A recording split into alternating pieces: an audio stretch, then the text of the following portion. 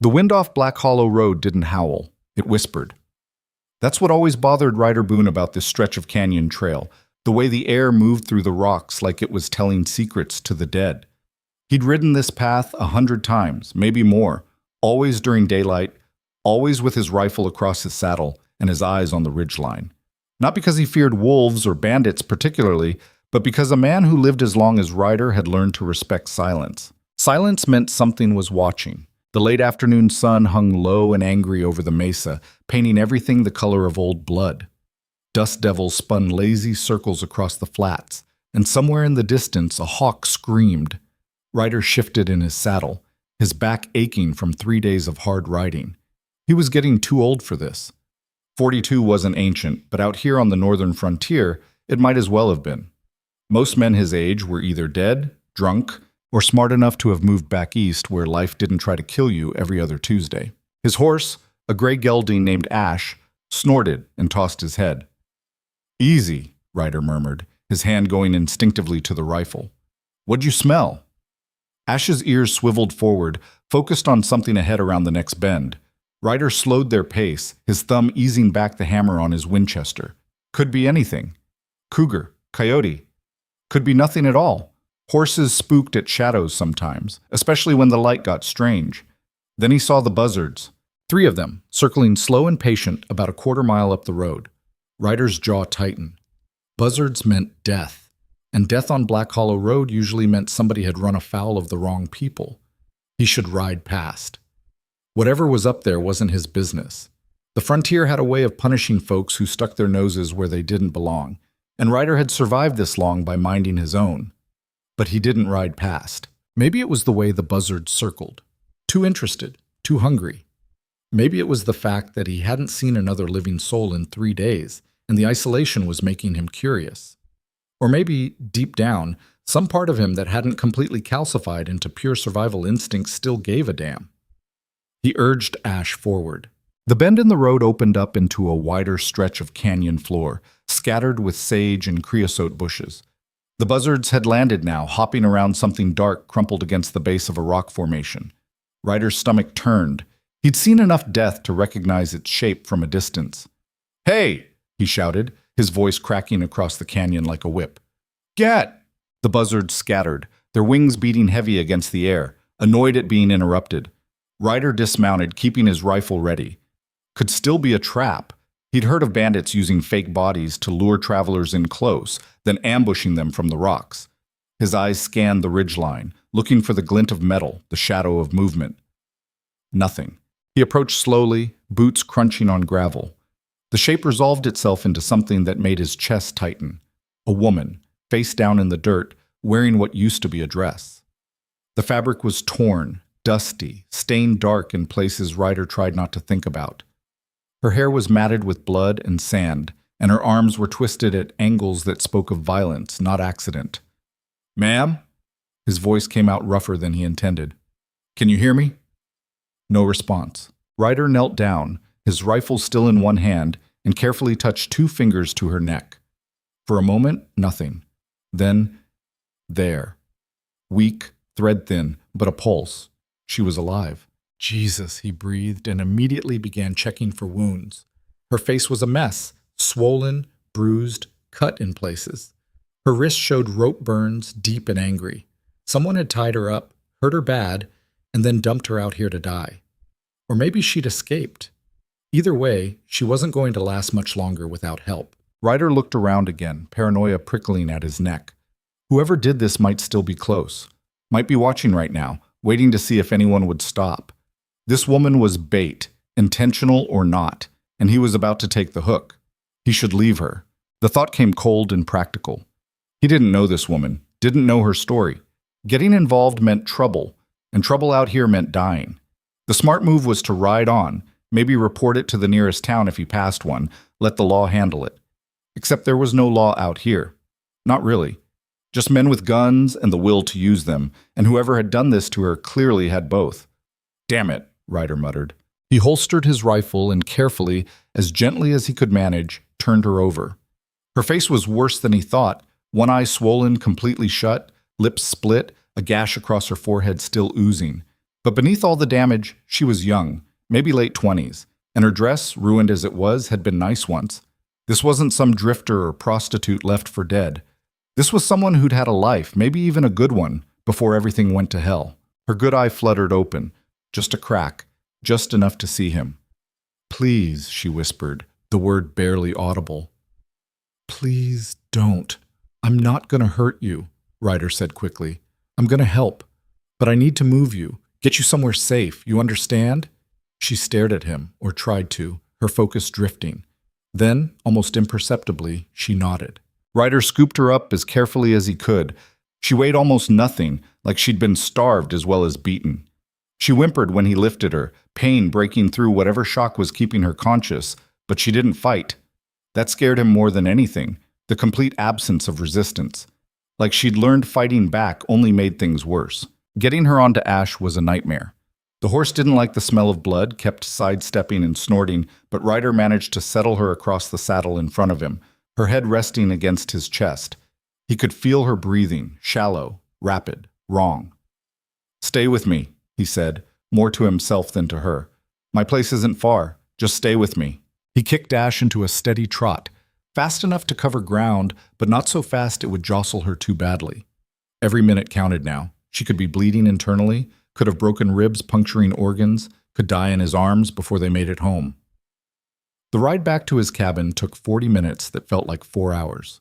Ryder lived in a small canyon valley about 5 miles off the main trail, tucked up against a rock face with a spring-fed creek running behind it. It wasn't much. 2 rooms, a shed for Ash, a vegetable garden that was more stubborn than productive, but it was his, and more importantly, it was hidden. Nobody came out here unless they were looking for him specifically, and Ryder had worked hard to make sure very few people knew where to look. By the time they arrived, the woman had lost consciousness again. Ryder carried her inside and laid her on his bed, the only bed, then set about doing what he could with his limited medical knowledge. He'd stitched up knife wounds before, set broken bones, even dug a bullet out of his own leg once. But this was different. This was systematic damage. Whoever hurt her had taken their time. He cleaned her face first, carefully washing away the blood and dirt. The bruises underneath were horrific, deep purple, almost black in places. Her left cheekbone might be fractured. He moved down to her arms, cutting away the remains of her sleeves. The rope burns on her wrists went all the way around, rubbed raw and infected. He cleaned them with whiskey, which made her moan even in unconsciousness, then wrapped them in clean cloth. Her ribs were bruised but not broken, as far as he could tell. Her legs had similar damage, bruises, cuts, signs of struggle. He worked methodically, trying to stay detached, trying not to think about what kind of men could do this to another human being and then leave her to die alone. When he was done, he covered her with his only blanket and sat down in the chair by the bed, exhausted. The sun had set while he worked, and the cabin was dark except for the oil lamp burning on the table. Outside, coyotes had started their nightly chorus, yipping and howling at the rising moon. Ryder watched the woman breathe. In and out, slow but steady. He'd done what he could. Now it was up to her body whether she lived or died. His eyes drifted to her hands, resting on top of the blanket. Even through the bandages, he could see the calluses on her palms. Working hands. She wasn't some pampered city woman. She'd known hard labor, known survival. "Who are you?" he asked the empty room. She didn't answer, didn't even stir. Ryder stood up, his joints popping, and walked over to the stove. He needed coffee, needed to think. He just brought a badly injured woman to his home, which meant whoever hurt her might come looking, might already be looking. He glanced at the rifle propped by the door, then at the woman in his bed. "What the hell have I gotten myself into?" he muttered. Yeah. 3 days passed before she woke up properly. During that time, Ryder hardly left the cabin. He kept his rifle close, his eyes on the canyon entrance, waiting for riders that never came. He changed her bandages, spooned water into her mouth when she was semi-conscious, and tried to keep her fever down with cool cloths. She had nightmares, bad ones. She'd thrash and cry out, sometimes in English, sometimes in what sounded like Spanish, names he didn't recognize, pleas that made his chest ache. Once she screamed so loud it echoed off the canyon walls, and Ryder had to hold her down gently, talking to her in a low voice until she calmed. "You're safe," he kept saying. "You're safe here." He wasn't sure if that was true, but he said it anyway. On the morning of the fourth day, he was frying eggs on the stove when he heard her voice. "Where am I?" Ryder turned. She was awake, propped up slightly on the pillows, her good eye, both eyes now, though one was still badly bruised, watching him. Her voice was hoarse, cracked from disuse. "My cabin," Ryder said carefully. "About 5 miles off Black Hollow Road. I found you 4 days ago." She processed this slowly, her gaze moving around the room, taking in the rough-hewn walls, the single window, the simple furnishings, then back to him. "You carried me here?" "Didn't have much choice. You were dying." "Why?" The question caught him off guard. "Why what?" "Why help me? Why not just—" She trailed off, but the implication was clear. Why not leave her there? Why not finish what someone else started? Ryder turned back to the stove, uncomfortable with the directness of her stare. "Didn't seem right to leave you for the buzzards. Most men would have." "I'm not most men." A long silence. Then, "What's your name?" "Ryder Boone." "I'm Mara." She paused, and when she spoke again, her voice was quieter. "Mara Vale." Ryder plated the eggs and brought them over. "You should eat. You've had nothing but water for days." She took the plate with shaking hands, but before she could take a bite, she looked up at him. Did you see anyone else out there? When you found me?" "No, just you." Something flickered across her face, relief maybe, or disappointment. Hard to tell. She ate slowly, carefully, like every swallow hurt. Probably did. Her throat was bruised too, like someone had choked her. Ryder sat down across from her, sipping his coffee, giving her space. He had questions, about 1,000 of them, but he'd learned patience a long time ago. She'd talk when she was ready, or she wouldn't. Either way, pushing would only make things worse. After a while, she set the empty plate aside and pulled the blanket tighter around herself. "How bad is it?" "My face." "You'll heal. Might scar some, but you'll heal." "That's not what I asked." Ryder met her eyes. "It's bad, but I've seen worse." Liar? But there was no heat in it. Almost a smile, if a broken woman could smile. Another silence. This one longer. Outside, Ash whinnied from the shed, probably wanting breakfast. Ryder should go tend to him, but he didn't move. Something about the way Mara was sitting there, wrapped in his blanket in his bed, made him think if he left the room she might disappear. Like maybe she was a ghost after all. "They'll come looking for me," she said suddenly. There it was. The thing he'd been waiting to hear. Who will? The men who did this. She touched her face gingerly. They won't stop. They never stop. How many? Enough. Ryder set his coffee down. You got a name I should know about? Mara hesitated, and in that hesitation, Ryder saw real fear. Not the fear of pain or death, she'd already faced those, but something deeper. The fear of a name that carried weight, power. Silas Crow, she whispered. The name hit Ryder like a punch to the gut. He sat back in his chair, his mind racing. Silas Crow. Jesus Christ. Of all the people she could be running from, it had to be him. You know him, Mara said, watching his reaction. Know of him, that's enough. Then you know what kind of man he is. Ryder didn't answer. Didn't need to. Everyone on the northern frontier knew what kind of man Silas Crow was. He ran a syndicate that controlled half the territory, trafficking, smuggling, extortion, murder. He had lawmen on his payroll, judges in his pocket, and enough armed men to take on a small army. People who crossed Crow disappeared. People who even thought about crossing Crow learned quickly to uncross themselves. And Ryder had just brought one of Crow's fugitives into his home. How'd you get away? He asked. Does it matter? It does if he's coming here. Mara looked down at her hands. He was moving me from one place to another. The wagon broke a wheel outside of Deedridge. While they were fixing it, I ran, made it about 3 miles before they caught me. Her voice went flat. They made sure I understood what happens to women who run. Then they left you. They were supposed to come back, finish it properly. I heard them talking. They were going to make it look like bandits, then dump my body in the river. She looked up. I don't know why they didn't come back. Maybe they thought you were already dead. Maybe. Ryder stood and walked to the window, looking out at the canyon. The sun was fully up now, bright and merciless. How long were you with Crow? 2 years, more or less. And before that? Does that matter either? I'm trying to figure out how much trouble I'm in. Mara laughed, a bitter, broken sound. You're in all the trouble, Mr. Boone, the kind that doesn't end until you're dead, or he is. Ryder turned back to face her. Then maybe you should tell me everything. The story came out slowly, painfully, over the next few hours.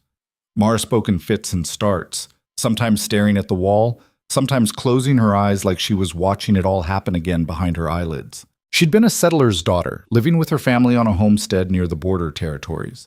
Her father had tried to make it as a farmer, but the land was hard and the water scarce. When the drought came, he'd borrowed money from the wrong people, men who worked for Crow, though they didn't say so at the time. When her father couldn't pay, they took everything, the land, the livestock, the house, and they took Mara. My father tried to stop them, she said quietly. They shot him in front of me. My mother, too. My little brother ran, and they just let him go, like he wasn't even worth the bullet. How old was he? 10. Ryder felt something cold settle in his stomach. You know what happened to him? No, I looked for him later when I could, asked everyone I could reach. No one had seen him. Either he died out there alone or... She didn't finish, didn't need to. After that, Mara had been taken to what Crow called a way station, a fortified compound where he kept dozens of women, all of them in similar situations. Debts, crimes, or just bad luck. Some were sold outright to wealthy men looking for wives or worse. Others were kept for labor, cooking, cleaning, servicing Crow's men. The smart ones learned quickly how to survive. The others didn't last long. You survived 2 years, Ryder said. I learned to be useful, kept books for them. Crow's men aren't exactly educated. I can read and write better than most, so they had me handle records, correspondence, ledgers. She looked at him. I saw everything, Mr. Boone. Names, payments, routes. Who was paid off, who wasn't. I knew more about Crow's operation than half his own men. That's why you ran. Part of it. The other part was... She swallowed hard. Crow decided he wanted me for himself. Said I was too smart to waste on the others. When a man like that decides you belong to him, you run or you die inside. I chose running. Ryder was quiet for a long moment. The ledger you mentioned. The records. You take any of it with you? Mara's eyes sharpened. Why? Because if Crow's coming for you anyway, might be nice to have some leverage. She studied him, weighing something. Then, slowly she reached under the mattress and pulled out a small leather-bound book, its pages stained and worn. I took this. Figured if I was going to die, I might as well make it mean something. Ryder took the book and flipped through it, page after page of names, numbers, locations, shipping schedules, payoff amounts, signatures. Some of the names he recognized, town marshals, merchants, even a territorial judge. If this information got out, it would tear the frontier apart. This, he said slowly, is either going to save your life or get us both killed. Probably both. Ryder closed the book and handed it back. Why didn't you go to the law with this? Because half the law is in that book. Fair point. He walked back to the window, his mind working through possibilities. Crow wouldn't stop looking for her. That much was certain. But Crow also couldn't afford to have this information go public. If Ryder could somehow use that, leverage it, maybe there was a way out of this that didn't end with both of them dead in a ditch. Or maybe that was wishful thinking. You're planning something, Mara said. I can see it in your face. Not planning, thinking. Same thing, usually. Ryder smiled despite himself. You always this suspicious? 2 years with Crow will do that. I bet. He turned to face her. Here's what I know. You can't run. You're in no shape to travel, and even if you were, Crow's got people everywhere. You go to any town within 100 miles, someone will recognize you. Someone will talk. So what? I stay here? Become your problem forever? I didn't say that. Then what are you saying? Ryder leaned against the wall, arms crossed. I'm saying we have time, not much, but some. Crow's men think you're dead or close to it. That buys us a few days, maybe a week. We use that time to figure out a plan. A real one, not running, not hiding, something that actually ends this. There's no ending this, not with Crow. There's always an ending, just depends on who writes it. Mara laughed again, that same bitter sound. You really believe that? I've survived this long believing it. She looked at him for a long moment, her expression unreadable. Then she lay back down, pulling the blanket up to her chin. You're either the bravest man I've ever met, or the dumbest. Probably some of both. Probably. Ryder pushed off from the wall and headed for the door. Rest. I need to check the perimeter, make sure we're still alone. Mr. Boone? He paused, hand on the door. Yeah? Thank you for not leaving me. Ryder didn't turn around, couldn't. Something about the gratitude in her voice made his chest tight. Don't thank me yet. We're not out of this. Still. He nodded once and stepped outside into the bright morning sun. The next few days fell into an uneasy routine. Ryder spent most of his time scouting the canyon approaches, looking for signs of riders or scouts. He set tripwires on the trails, piled rocks at choke points that could be triggered to cause rock slides, and made sure his ammunition was clean and ready. If Crow's men came, they wouldn't find an easy target. Mara healed slowly. The swelling in her face went down, revealing the woman beneath the damage. Sharp features, dark eyes that missed nothing, a mouth that probably smiled easy before the world beat it out of her. She moved carefully, stiffly, but she moved. That was something. She also talked. Not about Crow or the ledger or the past, about small things, the weather, the taste of Ryder's coffee, how she used to have a garden like his, back before everything. It was clear she was testing him, trying to figure out what kind of man he was, whether she could trust him. Ryder didn't mind. He'd have done the same. On the 5th day, she was strong enough to walk outside. Ryder watched from the shed as she stood in the doorway, blinking against the sunlight, one hand braced against the frame. She looked fragile standing there, like a strong wind could blow her over. But she didn't go back inside. Instead, she walked slowly down to the creek, knelt by the water, and splashed her face. Ryder saw her shoulders shake, crying or laughing, he couldn't tell, but she stayed there for a long time, just kneeling by the water, letting the sun warm her back. When she came back up, her face was wet but composed. Nice place, she said. It does the job. How long you been out here? 3 years? Maybe 4? Lose track? Ever get lonely? Ryder thought about that. Sometimes, but lonely beats dead. Does it? She looked at him. I'm not so sure anymore. Before he could respond, Ash suddenly lifted his head from the water trough, ears pricked forward, staring at the canyon entrance. Ryder's hand went to his rifle. Inside, he said quietly. Now. Mara didn't argue. She moved quickly back to the cabin while Ryder positioned himself behind the shed, rifle ready, eyes on the trail. For a long minute, nothing. Then he heard it. Hoofbeats, multiple horses, coming fast. 3 riders emerged from the canyon entrance. They weren't Crow's men, at least they didn't look like hired guns. They were locals, judging by their worn clothes and work-beaten faces.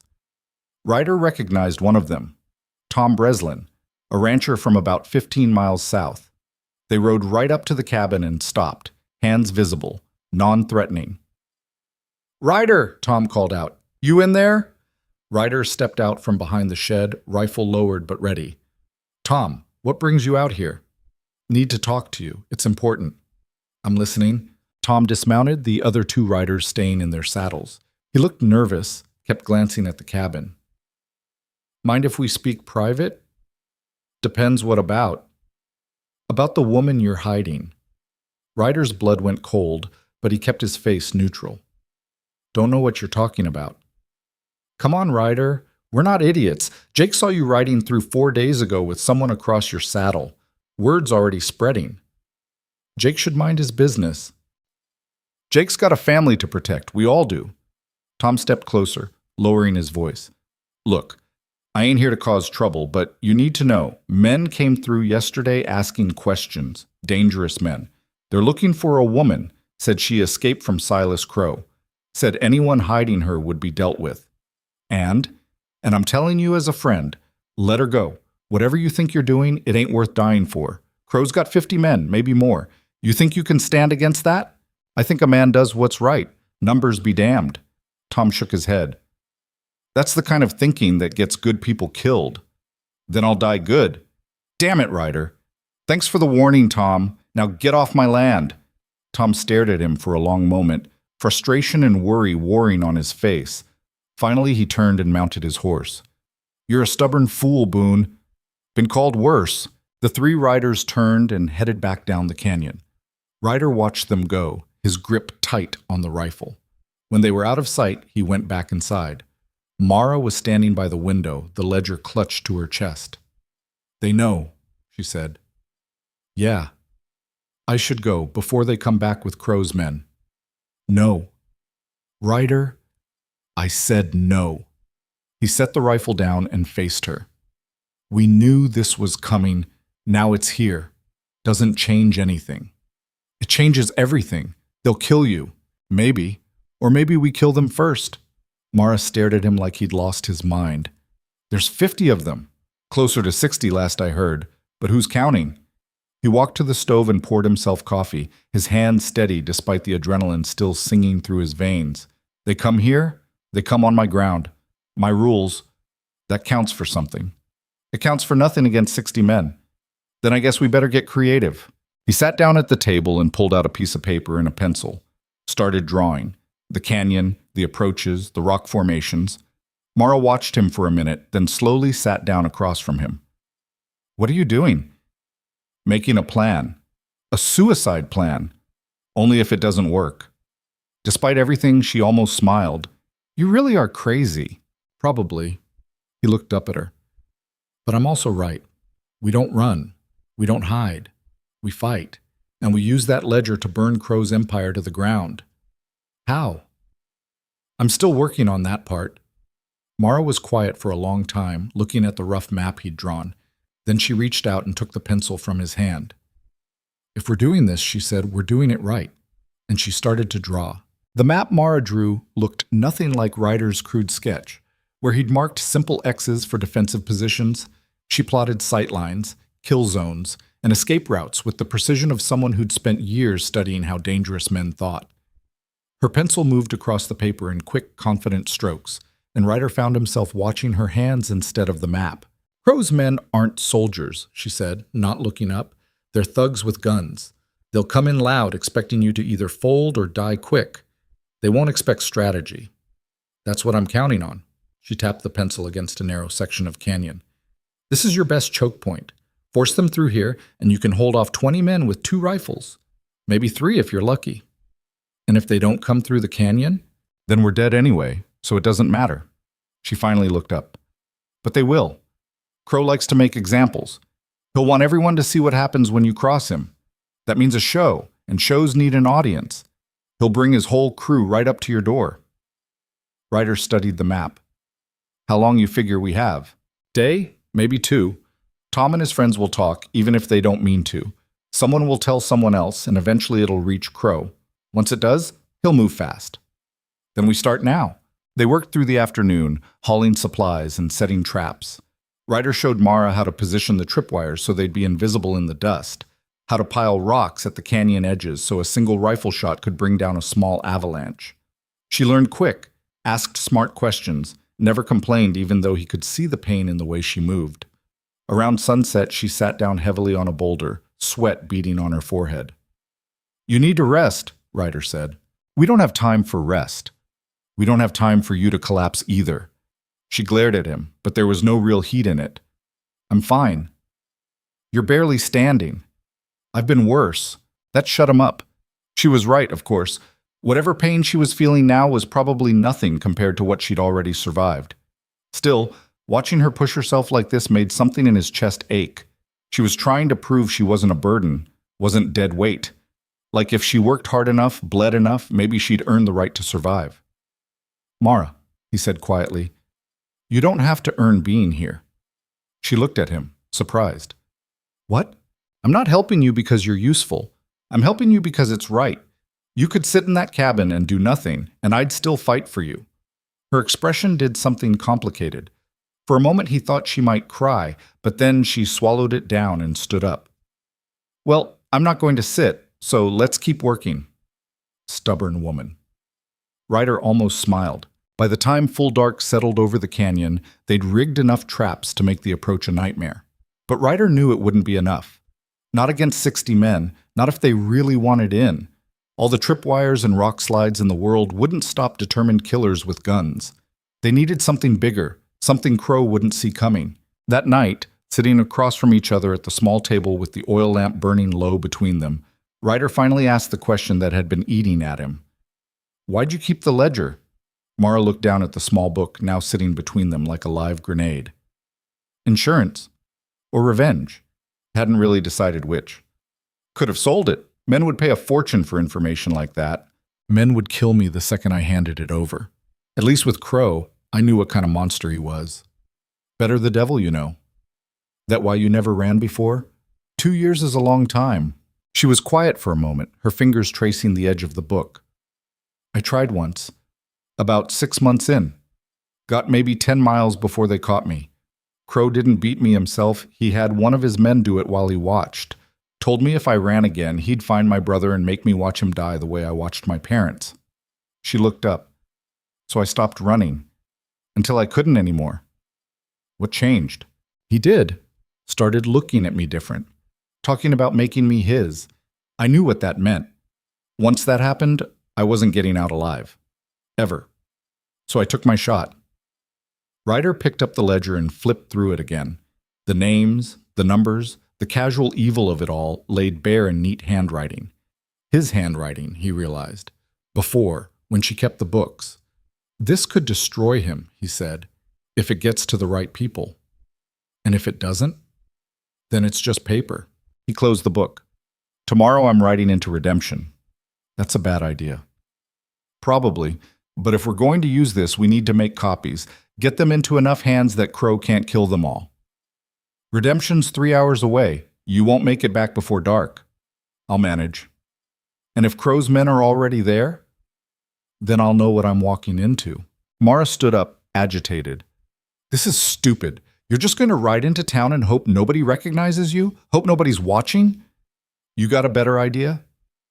"Yes. We burn the ledger, I leave tonight, and you pretend you never found me. You might actually live." Ryder shook his head. "Not happening." "Why?" She slammed her hand on the table. "Why are you doing this? You don't know me. Don't owe me anything. I'm nobody." "You're somebody now. That doesn't mean anything. It means everything." He stood to face her. "You think I don't know what it's like? Being alone?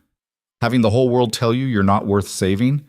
I've been there, Mara. Spent years in that place. And nobody came. Nobody helped. So yeah, maybe I'm doing this because someone should have done it for me." She stared at him, her eyes bright with something that might have been tears or fury or both. "You're going to get yourself killed." "Maybe. Definitely. Then at least I'll die doing something that matters." Mara laughed, bitter and broken. "You think dying matters? You think it changes anything? My parents died. Didn't matter. All the women in Crow's camps who died. Didn't matter. One more dead body won't fix this broken world." "No," Ryder said. "But maybe one person living might." That stopped her. She opened her mouth to argue, then closed it, sat back down, put her head in her hands. "I'm so tired," she whispered. "I know. I don't want anyone else to die for me. Not dying for you, fighting with you. There's a difference." She looked up at him through her fingers. "Is there?" "Has to be. Otherwise, what's the point?"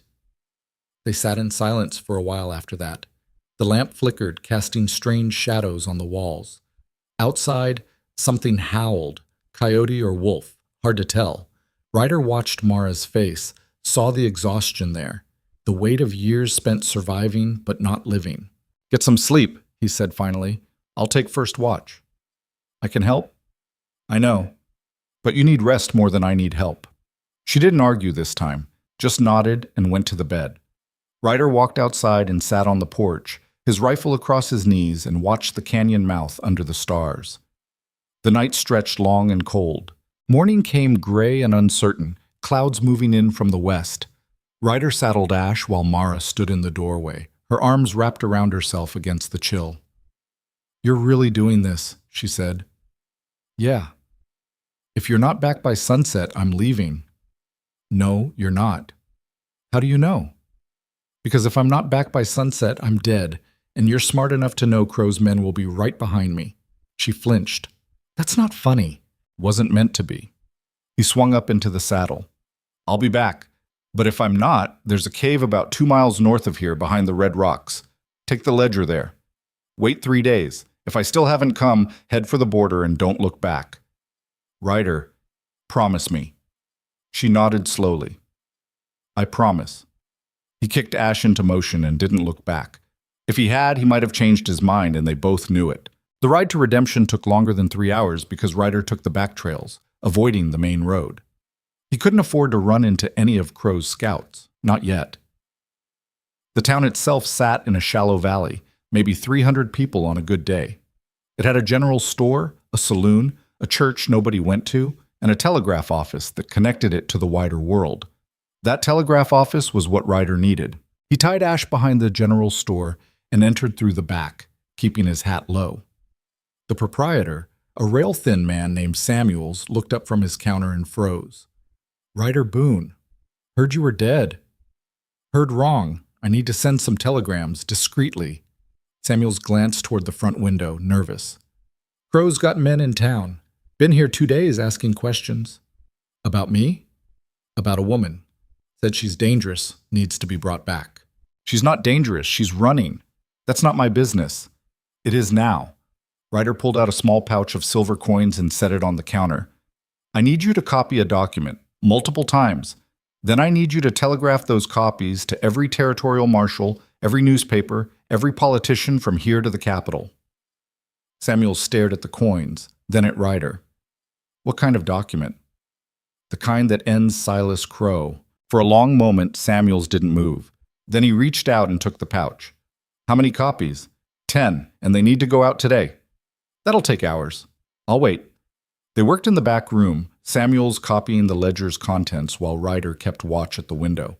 The streets were quiet, but that didn't mean much. Crow's men could be anywhere. Around midday, the saloon doors opened and 3 men walked out. Even from a distance, Ryder could tell they weren't locals. They moved wrong, too careful, too aware. They split up, one heading toward the store, the other 2 down side streets. We got company, Ryder said quietly. Samuels looked up, his face pale. I need another hour. You got 20 minutes. That's not enough time. Then write faster. The man approaching the store was big, with a scar running down his left cheek and a gun belt that had seen heavy use. He pushed through the front door, and Ryder heard the bell chime, heard the man's boots on the wood floor. Help you? Samuels called out, his voice remarkably steady. Looking for someone? Woman, dark hair, late 20s, probably beat up pretty bad. You seen anyone like that? No, sir. Nobody like that's been through here. You sure? Because we heard different. Don't know what you heard, but it wasn't from me. The man walked closer. Ryder could see him now through the gap in the door, could see the way his hand rested on his pistol. This wasn't a conversation. It was a threat. What about Ryder Boone? You know him? Samuels hesitated for just a fraction of a second. That was all it took. You do know him, the man said. Where is he? Haven't seen Boone in months. He keeps to himself. That right? The man leaned on the counter. Because I think you're lying, and I think if I search this store, I might find something interesting. Ryder stepped out of the back room, his rifle leveled. You'd find me, he said. The man spun, going for his gun, but Ryder was faster. The rifle cracked once, and the man went down hard, clutching his shoulder. Not dead, but not getting up either. Finish the copies, Ryder told Samuels. Now. Outside, someone shouted. The other 2 men had heard the shot. Ryder moved to the front window and saw them running toward the store, guns already drawn. This was about to get ugly. He fired through the window, glass exploding outward. One of the men dove behind a water trough. The other ducked into an alley. Return fire punched holes in the storefront, and Samuels yelped and hit the floor. How long? Ryder yelled. 5 minutes. Make it 2. Ryder reloaded and fired again, keeping the 2 men pinned. But more were coming now. He could hear shouting from the saloon, see people running. The whole town was about to come down on his head. The man in the store groaned and tried to reach for his gun. Ryder kicked it away. Stay down, he said. You'll live longer. Crow's gonna kill you slow for this. He can try. Another volley of shots tore through the store. A jar of pickles exploded, spraying brine across the floor. A bag of flour burst, filling the air with white dust. Ryder ducked behind a shelf and returned fire, but he was running out of ammunition. "Done!" Samuel shouted. "They're done! Send them!" "I can't send from here. The telegraph office is across the street." Of course it was. Ryder grabbed the copies and shoved them into his coat. "Stay here. Don't move." He didn't wait for an answer. He burst through the front door, rifle blazing, and ran for the telegraph office. Bullets kicked up dust around his feet. Something hot creased his arm, but he didn't stop. He crashed through the telegraph office door and slammed it shut behind him. The operator, an elderly woman with steel-gray hair, stared at him in shock. "I need to send these," Ryder gasped, throwing the papers on her desk. "All of them, right now." "Sir, please." He met her eyes. "People are going to die if this information doesn't get out. Good people. Please." She looked at him for a long moment. Then she picked up the first page and started typing. Outside, Crow's men surrounded the building. Ryder could see them through the window. 6 now, maybe more. He was trapped. The operator worked fast, her fingers flying over the keys. Click, click, click. The sound of the telegraph was the only thing between Ryder and death. "How long?" he asked. 10 minutes for all of them." "I don't have 10 minutes." "Then I'll type faster," a voice called out from outside. "Ryder Boone, we know you're in there. Come out and we'll make it quick." Ryder didn't answer. He positioned himself at the window, rifle ready. He had maybe 20 rounds left. Against 6 men, that was bad odds. But he'd faced worse. The operator kept typing. Click, click, click. "This is your last chance, Boone." Still nothing. Then the shooting started. Windows shattered. Wood splintered. Ryder fired back, dropping one man, wounding another. But they kept coming. They lit a torch and threw it at the building. It landed on the porch, and flames started to spread. "Ma'am," Ryder said quietly, "you need to leave." "Almost done." "The building's on fire." "I said I'm almost done." Stubborn old woman. Ryder almost laughed despite everything. The smoke was getting thick now. His eyes watered. The operator coughed, but kept typing. Click, click, click. "Last one," she gasped. "Sending now." The telegraph clattered, a pause, then she looked up. "Done. Every marshal and newspaper from here to Denver has it. Then get out. Back door. Run and don't stop." She grabbed her shawl and fled. Ryder was alone now, surrounded by fire and bullets. He had maybe 3 rounds left. This was where it ended. But the information was out. That had to count for something. He aimed at the nearest man and fired. Miss. Fired again. Hit. 1 round left. The building groaned. Part of the roof collapsed, showering him with sparks. He couldn't breathe, couldn't see. He stumbled toward the back door, but a man was already there, gun raised. "End of the line, Boone." Ryder raised his rifle. 1 shot left. "Make it count." Then a different gunshot cracked through the air, and the man in front of him dropped. Ryder blinked smoke from his eyes and saw Tom Breslin standing there with a hunting rifle, 2 more men behind him. "Thought you could use a hand," Tom said. "I told you to stay away." "Yeah, well, I'm stubborn." He pulled Ryder out of the burning building. "We got horses in back. Move." They ran through the alley as the telegraph office collapsed behind them. Crow's men were shouting, confused, trying to regroup. By the time they figured out what happened, Ryder and the others were already riding hard out of town. They didn't stop until they were 5 miles out, hidden in a grove of cottonwoods. Ryder slumped against a tree, coughing. "Why'd you come back?" Tom pulled out a canteen and handed it to him. "Because my wife reminded me what kind of man I used to be. Before I got scared." He looked at Ryder. "You sent it? The information?" "Every copy. It's out there now." "Then Crow's finished." "Maybe. Or maybe he just gets more desperate." Ryder stood, wincing at the burn on his arm. "Either way, I need to get back. Mara's alone. We'll ride with you." "This isn't your fight." "It is now." Tom checked his rifle. "You made it our fight when you reminded us we're supposed to be better than this." The ride back to the canyon felt longer than it should have. Ryder's mind kept racing ahead, imagining what might be waiting. Had Crow already found the cabin? Was Mara still alive? Had he sacrificed her to send those telegrams? But when they arrived, the canyon was quiet. Too quiet. Ryder dismounted and moved toward the cabin, rifle ready. The door was open. That wasn't right. "Mara?" he called. No answer. He stepped inside. The cabin was empty. The ledger was gone. And on the table, written in what looked like charcoal, was a message. "She's mine again. Come get her if you're stupid enough. SC." Ryder's blood turned to ice. Tom read the message over his shoulder. "That's Crow's signature." "How long ago?" "Can't be more than an hour. Charcoal's still fresh." Ryder was already moving, checking the perimeter. He found tracks, at least 8 horses, heading south. They'd come through the canyon mouth, grabbed her, and left. Clean. Professional. While he was in Redemption sending telegrams, Crow had taken her back. "We can track them," Tom said. "My brother's with us. He can follow sign in the dark if he has to." "They'll be expecting that." "So what do we do?" Ryder looked at the message again. "Come get her if you're stupid enough." It was a trap. Obviously a trap. Crow wanted him to come. Wanted to make an example of both of them. But Ryder was going anyway.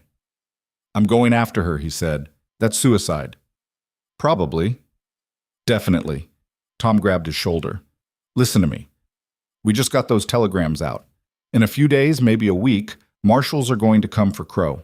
Let the law handle it." "She doesn't have a few days." "You don't know that." "Yes, I do." Ryder pulled away. "You saw what they did to her. You think Crow's just going to keep her locked up? He's going to hurt her, punish her, make her suffer for running. Every hour she's with him is—" He stopped, unable to finish. Tom was quiet for a moment, then he sighed. "You're going no matter what I say, aren't you?" "Yeah." "Then we're going with you." "No, this is my mistake to fix." "It's not a mistake to care about someone." Tom loaded his rifle. "And it's not a mistake to fight for what's right. You taught me that today. Now let me return the favor." Ryder looked at him, then at the 2 other men who'd ridden back with them. They all nodded. "You understand what you're signing up for?" Ryder asked. "Crow's got 60 men, maybe more." "We understand. And you're still coming?" "Someone's got to keep you alive long enough to be stupid." Despite everything, Ryder almost smiled. "Then let's go be stupid together." They rode south into the gathering darkness, following tracks that led toward the heart of Crow's territory. Somewhere ahead, Mara was waiting, hoping someone would come. Ryder intended to make sure someone did. The tracks led them through country that got meaner with every mile. Tom's brother, a wiry man named Jacob who rarely spoke, rode ahead reading sign in the fading light. Every so often he'd stop, dismount, run his fingers through the dirt like he was reading a book written in dust and bent grass. 8 horses, he confirmed after the 3rd stop. Moving fast but not panicked. They know where they're going. "How far ahead?" Ryder asked. 2 hours, maybe 3. That meant they'd taken Mara around the same time Ryder was burning down the telegraph office in Redemption. While he'd been playing hero, sending information that might save dozens of people he'd never meet, the one person he'd sworn to protect had been ripped away. The irony tasted like ash. They rode in silence after that, each man alone with his thoughts. The 3rd member of their group was a kid named Daniel, couldn't be more than 19, with hands that shook every time he checked his rifle. He'd volunteered because Tom's wife was his sister, and family meant something out here even when common sense said to run. "You ever killed a man?" Ryder asked him quietly. Daniel shook his head. "Shot at coyotes mostly." "You don't have to come." "Yes, I do." "Why?" The kid looked at him, his young face already showing the lines that frontier life carved into everyone. "Because my sister said if I let Tom go alone, she'd kill me herself. And I believe her." Tom snorted from ahead. "She would too." They rode on. Around midnight, Jacob held up a fist. Everyone stopped. He pointed ahead to where firelight flickered against canyon walls about half a mile distant. A camp. Too small for 60 men, but enough for a dozen. "They stopped," Tom whispered. "Why would they stop?" "Because they're waiting for us," Ryder said. "Crow wants me to walk into a trap. This is the bait." "So we don't walk in?" "No, we do. Just not the way he expects." They left the horses tied in a grove of juniper and approached on foot. The camp sat in a natural bowl surrounded by rock formations, with only 2 ways in or out. Tactical nightmare for anyone attacking. Perfect killing ground. Jacob scouted ahead and came back 20 minutes later. 12 men. 3 fires. They got the woman tied to a post in the center. Ryder's jaw clenched. She hurt? Can't tell from here, but she's alive. That was something. Not much, but something. They crept closer through the rocks until they could see the camp clearly. Mara was exactly where Jacob said, tied to a wooden post driven into the ground, her hands bound behind her, her head hanging forward. Even from a distance, Ryder could see fresh bruises on her face.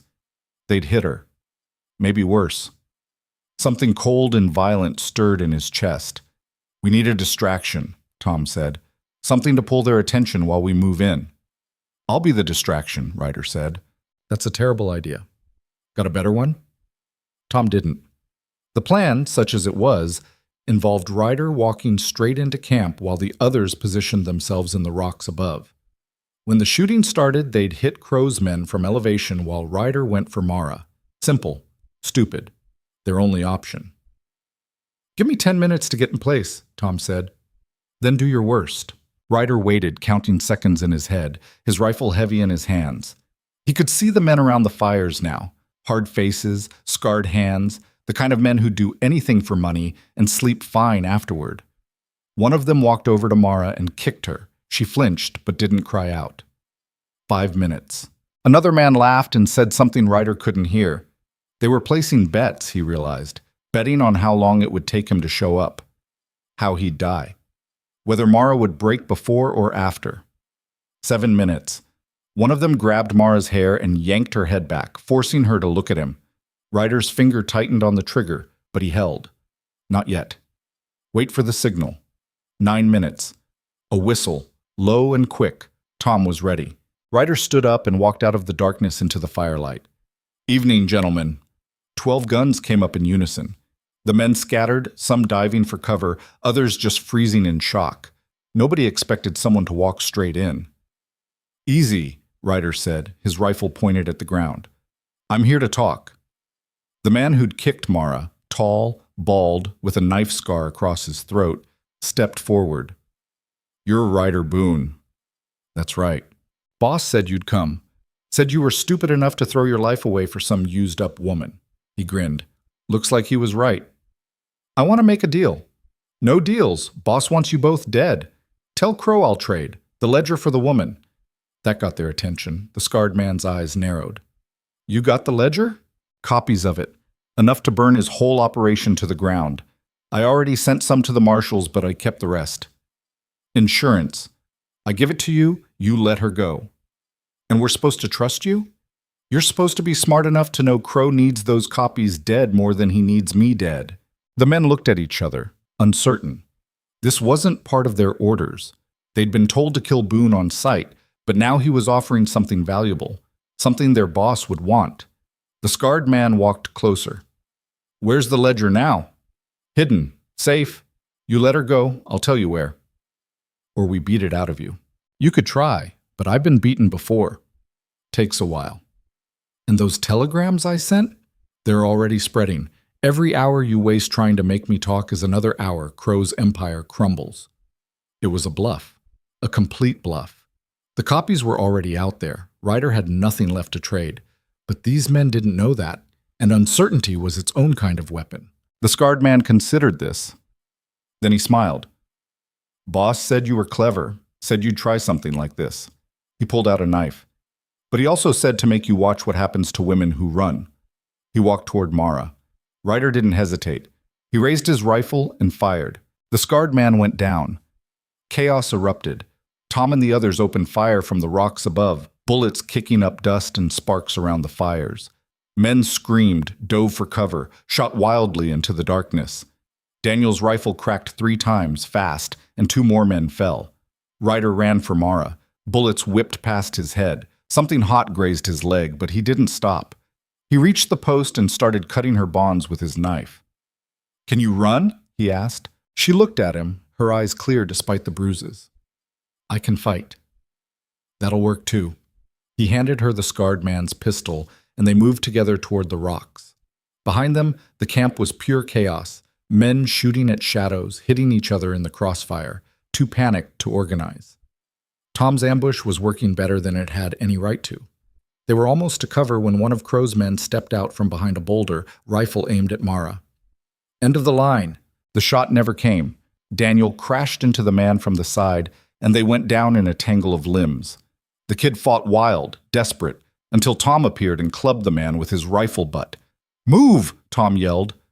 They scrambled up into the rocks as the remaining men finally started to organize. Bullets pinged off stone around them. Jacob laid down covering fire, his hunting rifle booming in the darkness, and they reached the top of the rise. "Horses!" Ryder shouted. They ran through the darkness, stumbling over loose rock, branches whipping at their faces. Behind them, angry voices shouted orders. Someone fired a flare, and the canyon lit up in chemical red light. The horses were where they'd left them. They mounted fast, Mara swinging up behind Ryder, her arms wrapped tight around his waist. "Go!" Tom yelled, and they kicked their horses into a gallop. The chase was on. They rode hard through the night, their horses foaming, the sounds of pursuit never far behind. Twice they had to stop to rest the animals, and twice they heard the search parties getting closer. By dawn, they were 20 miles from the ambush site, and completely lost in a maze of canyons that all looked the same. "We can't keep running," Tom said, his horse trembling with exhaustion. "We need to hide or fight." "Fighting is suicide," Jacob said. "They got numbers. Hiding won't work either. They'll find us eventually." Daniel looked at Ryder. "What do we do?"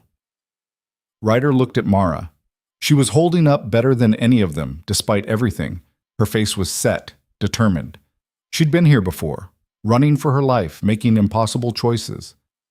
"We don't run and we don't hide," Ryder said. "We go on the attack." Everyone stared at him. "You've lost your mind," Tom said. "Maybe. But think about it. Crow's expecting us to run. His men are spread out searching. We're behind enemy lines already. What if instead of running away from his territory, we ride straight into the heart of it?" "That's insane." "Is it? How many men does he have at his main compound right now? Most of them are out here looking for us. The compound will be defended, sure, but not with 60 men. Maybe 10. Maybe 15. That's still more than us.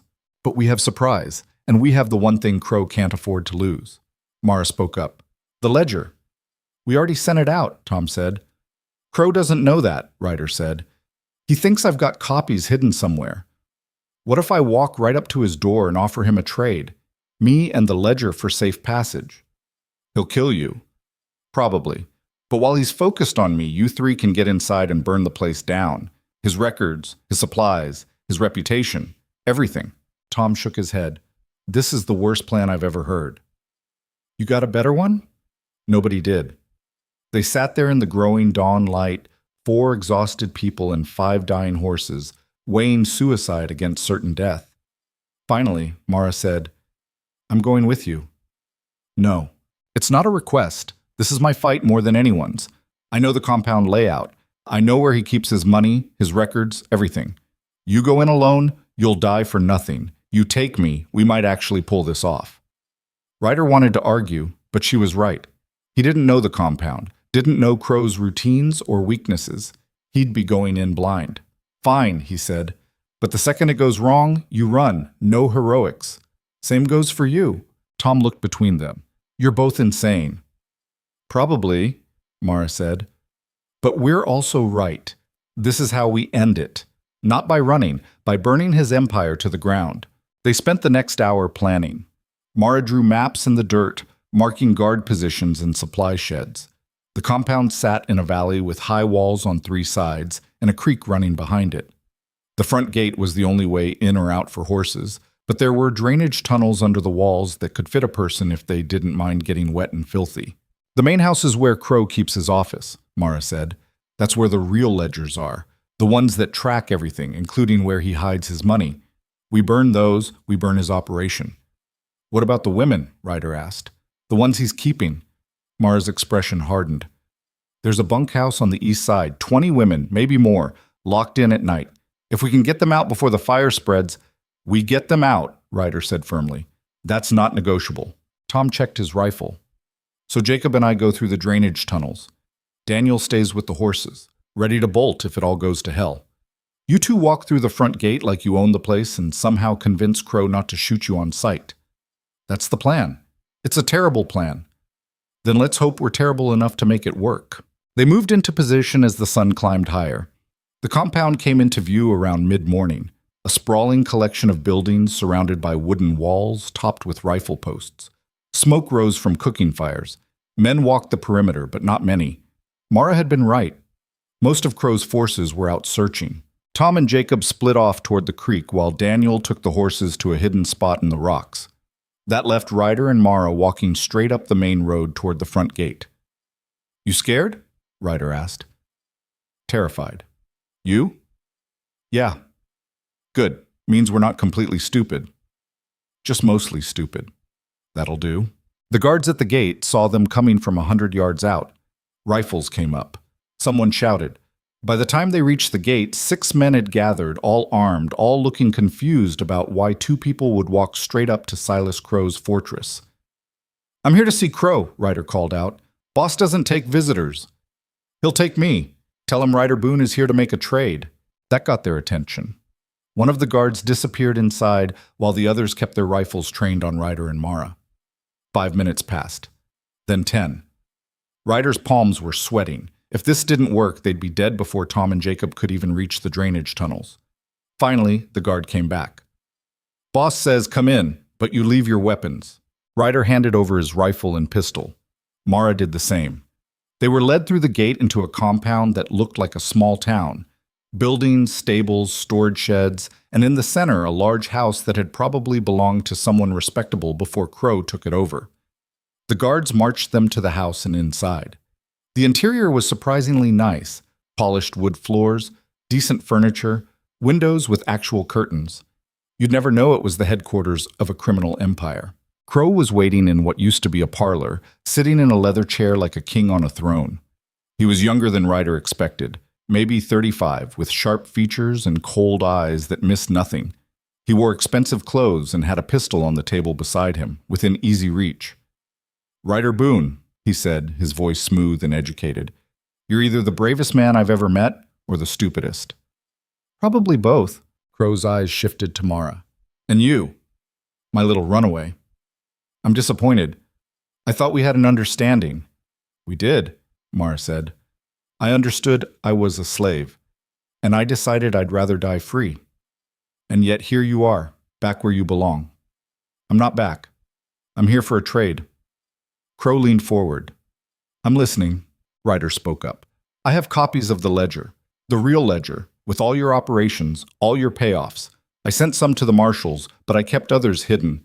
You let us walk out of here alive. I'll tell you where they are." "And I'm supposed to believe you?" "You're supposed to believe that having those copies floating around is worse for you than letting 2 people go." Crow considered this. "You know what I think? I think you're bluffing. I think you sent everything already, and now you're desperate." "Maybe, but are you willing to bet your empire on it?" A long silence. Crow stood and walked to the window, looking out at his compound. "Even if you're telling the truth, what stops me from torturing the information out of you?" "Nothing. Except torture takes time, and time is something you don't have. Those telegrams are already spreading. Marshals are probably on their way here right now." "Then I'll kill them too." "You can't kill everyone." Crow turned back, and for the first time Ryder saw real anger in his eyes. "You think you're clever. You think sending some information makes you a hero? I built this. Me.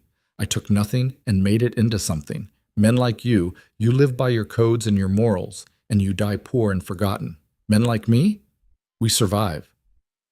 By hurting innocent people. By doing what's necessary." He walked closer. "But you're right about one thing. Those telegrams are going to cause problems.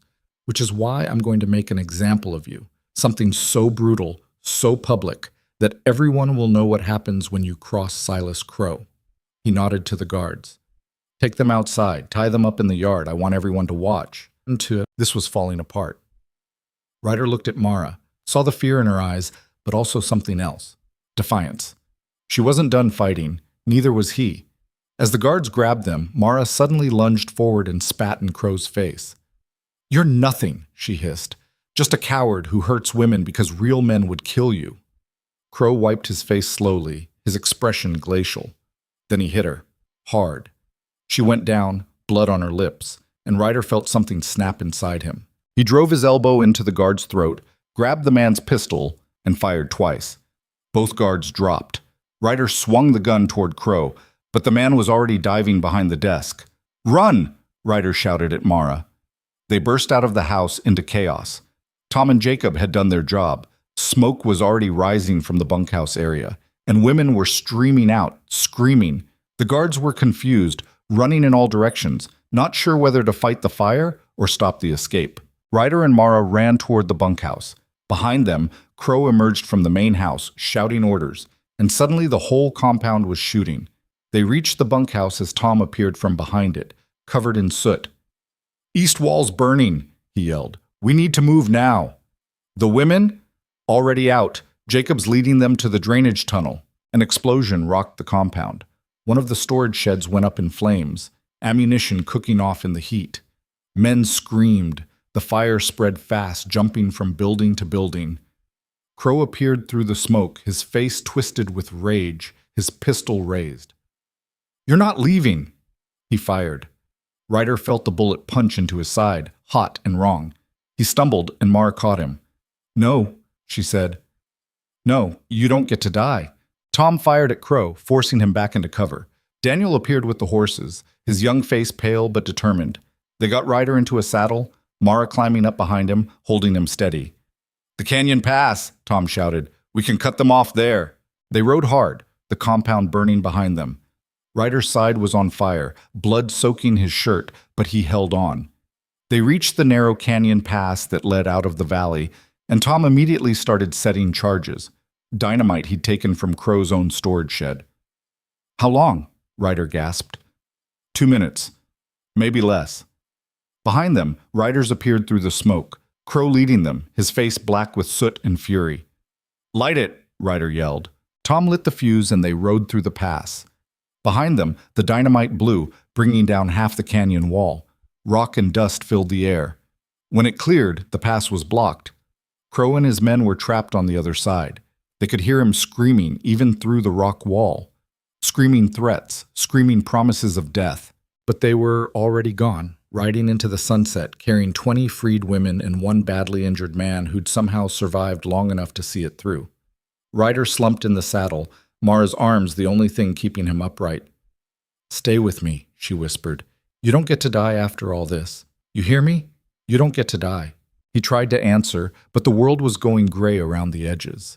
The last thing he heard before darkness took him was Mara's voice, fierce and broken, demanding he live. And somewhere deep inside he decided he would. The darkness didn't come all at once. It crept in from the edges, slow and patient, until Ryder couldn't tell if his eyes were open or closed. He felt Mara's arms around him, felt the horse moving beneath them, felt the wet heat spreading across his side where Crow's bullet had torn through. Then he felt nothing at all. When awareness returned, it came in fragments. Pain first, sharp and insistent in his ribs, then voices, muffled like he was underwater, then light, too bright, making him squeeze his eyes shut against it. "He's awake," someone said. "Mara." Ryder tried to speak, but his throat was sand, a cup pressed against his lips, water trickling in. He swallowed, coughed, swallowed again.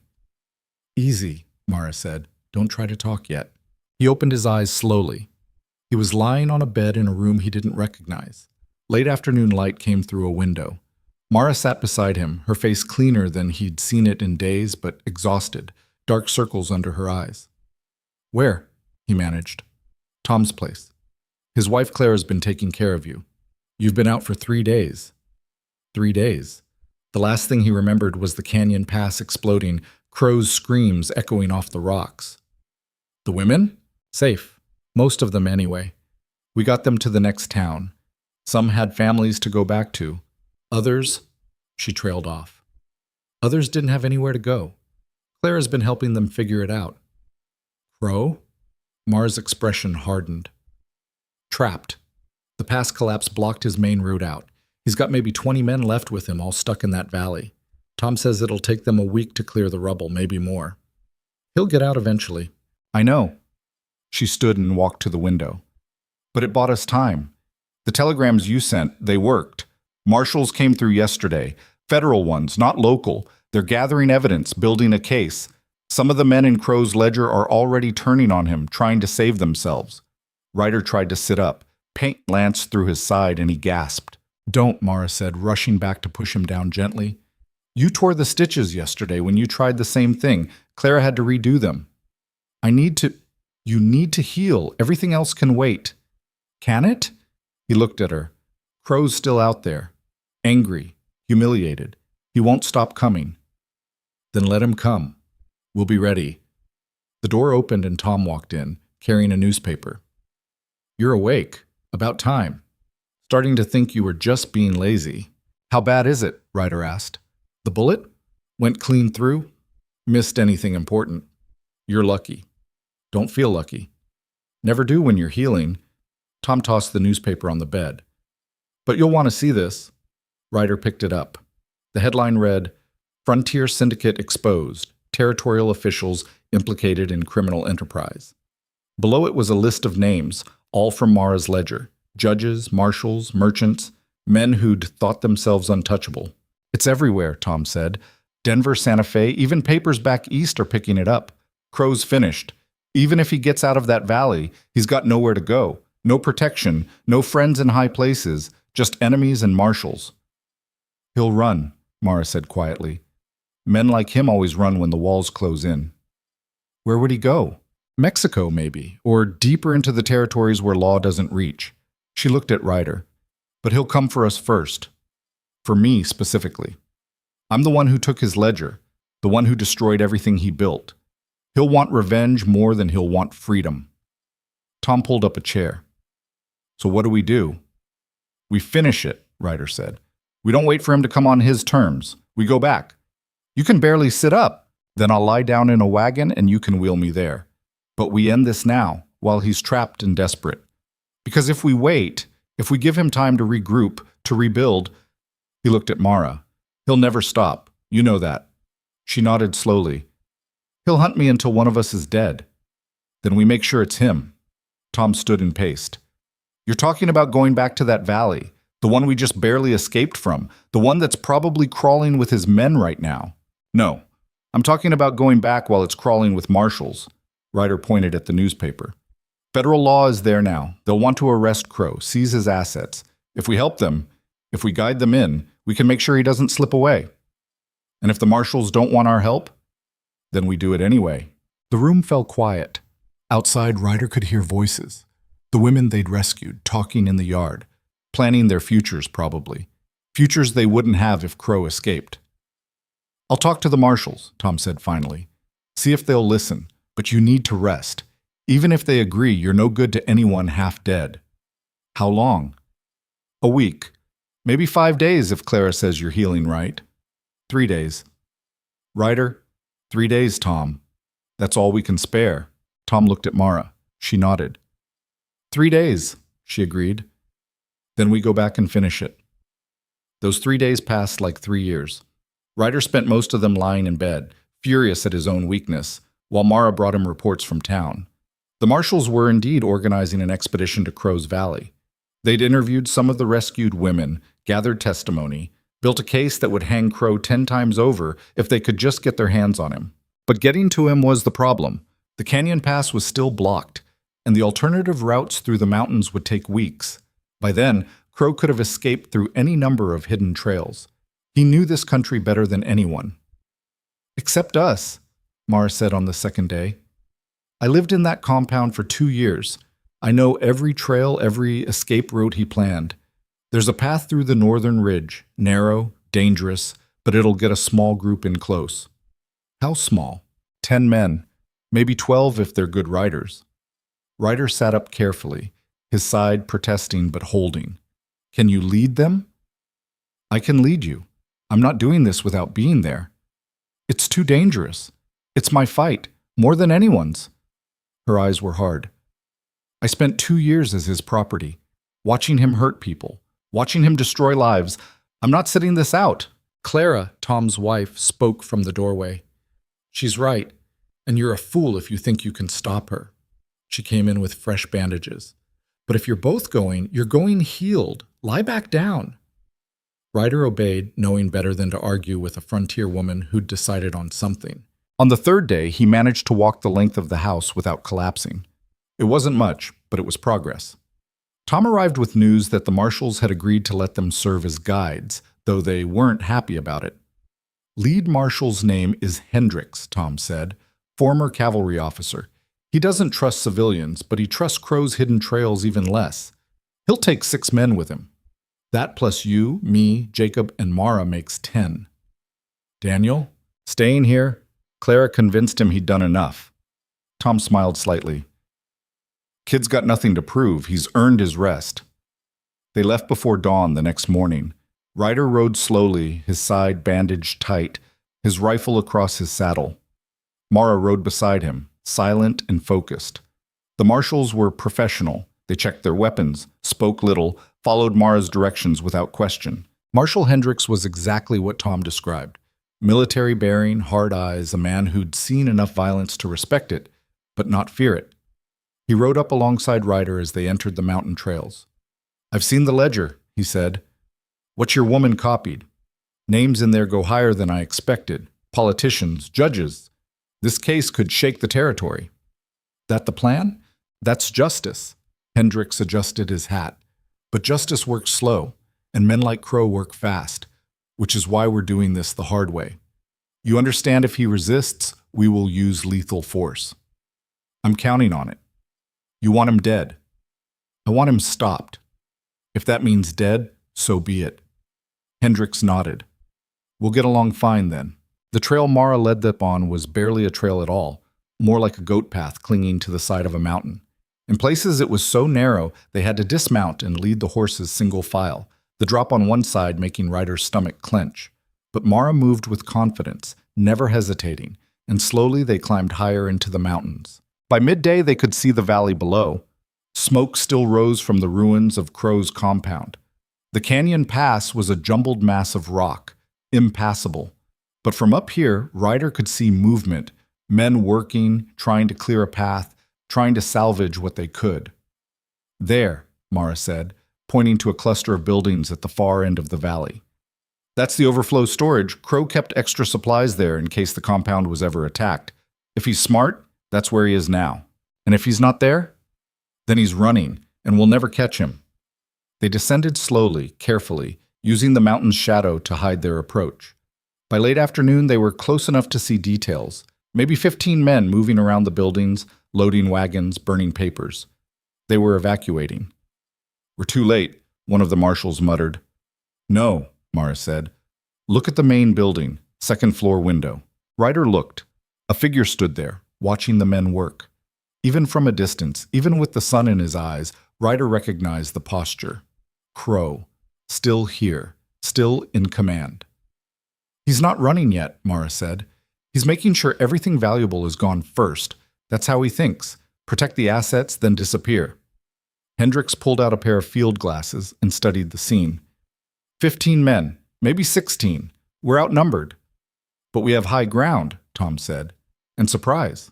And the law, Hendricks added. He lowered the glasses. I'll give him one chance to surrender. Federal warrant, legal and proper. After that, he checked his rifle. After that, it's his choice. They positioned themselves on the ridge overlooking the storage buildings. The marshals spread out, each finding cover with clear sight lines. Ryder stayed with Mara, both of them crouched behind a boulder, watching the buildings below. You ready for this? He asked quietly.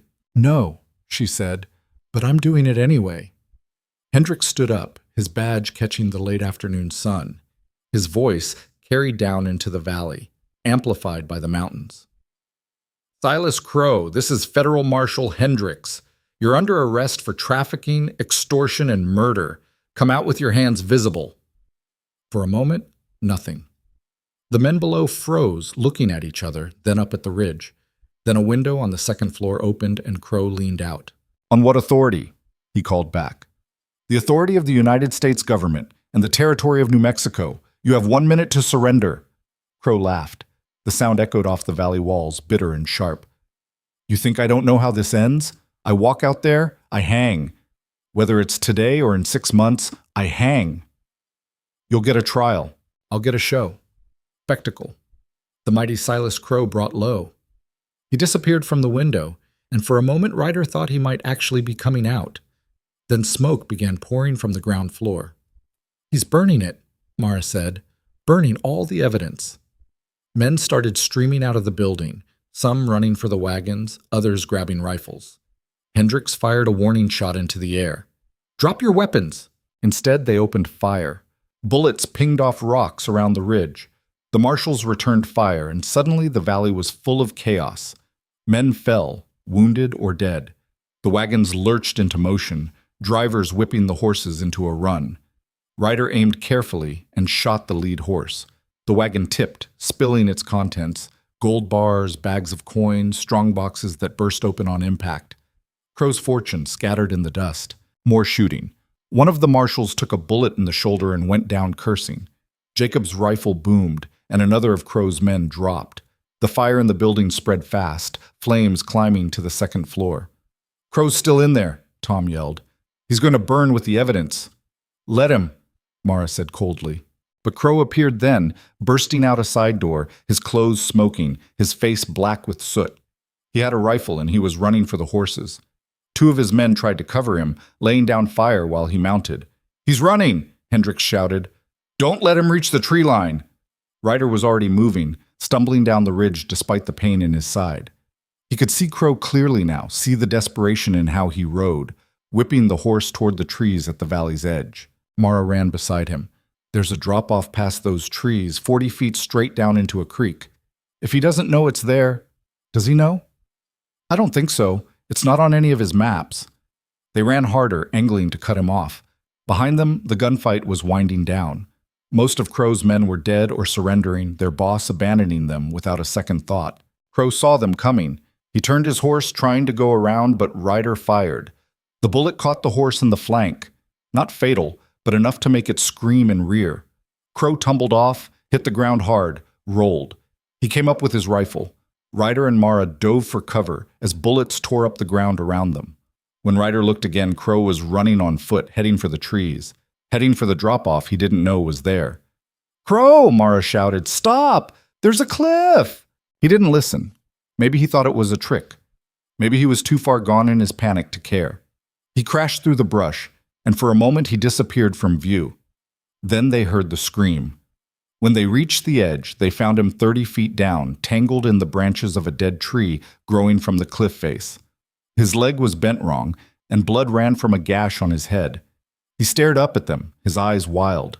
"Help me," he gasped. "Please, I'll give you anything, money, information, whatever you want." Mara looked down at him, her expression unreadable. "You asked me once why I ran, why I'd risk everything to get away from you." "I can change," Crow said desperately. "I can be better. Just get me up, please." "You asked why, and I never got to answer." She knelt at the edge. "I ran because I realized something. You're not powerful. You're not special. You're just a man who learned to hurt people and called it strength. And I decided I'd rather die free than live one more day believing your lies." "Mara, I'm not helping you. None of us are." Hendricks appeared beside them, looking down at Crow. "Can you climb?" he called down.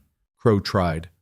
His hands found holds. His good leg pushed, but his broken leg wouldn't support weight. He screamed and slipped, catching himself barely, hanging now by just his hands. "I'm slipping," he called up, his voice cracking. "I can't hold on." "Then don't," Mara said quietly. "Please." Tears ran down his face now. "I'm begging you. I don't want to die." Hendricks looked at Mara. "Your call." She was quiet for a long moment, staring down at the man who'd owned her, brutalized her, tried to break her. Ryder watched her face, saw the war happening there between mercy and justice, between what was right and what felt deserved. "Get the rope," she said finally. Hendricks sent one of his men for rope. They hauled Crow up slowly, painfully. When they finally got him over the edge, he collapsed, sobbing, broken in more ways than just his leg.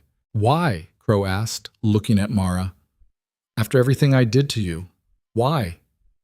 "Because I'm not you," she said, "and I never will be." They bound his hands and leg, patched him up enough to travel. By the time they got him back to where the other marshals were holding the captured men, the sun was setting. The storage building had burned to its foundation. Crow's empire, quite literally, in ashes. Hendricks surveyed the scene, captured men, recovered money, destroyed records. Hell of a day's work. It's not over, Tom said. The people in that ledger, the ones he paid off, they're still out there. We'll get them. Might take months, might take years, but we'll get them. Hendricks looked at Crow, slumped against a wagon wheel. Starting with him. He's going to tell us everything in exchange for his life, and then we'll see if his information is worth not hanging him. Mara walked away from the group, standing at the edge of the valley, looking out at the mountains beyond. Ryder found her there a few minutes later. You okay? He asked. I don't know. Ask me tomorrow. That was mercy. What you did. Saving him. Was it? Or was it just making sure he lives long enough to face what he's done? She turned to look at him. Every person he hurt gets to see him in chains now.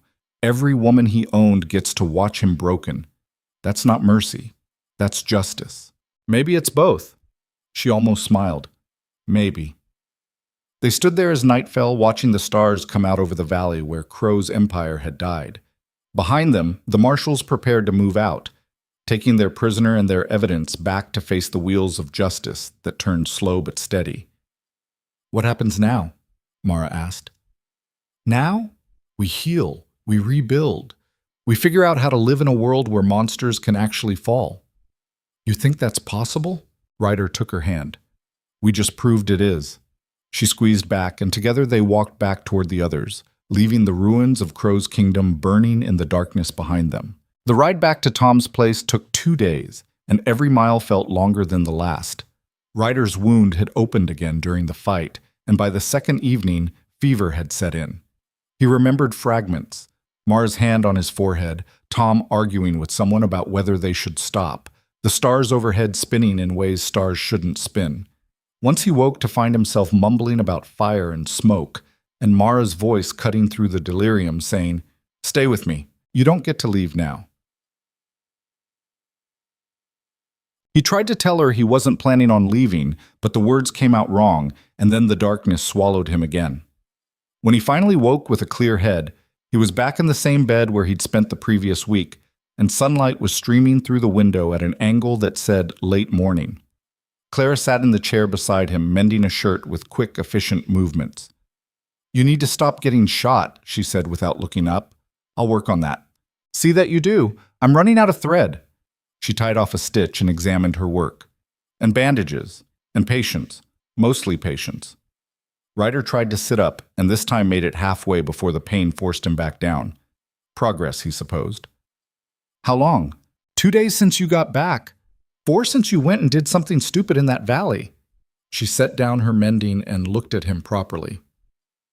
Marshals took Crow to the territorial capital. Word is he's singing like a bird, giving up everyone he ever worked with. Half the territory's scrambling to cover their tracks. The other half is celebrating. Which half are we? The exhausted half. She poured him water from a pitcher. "Drink. You're dehydrated."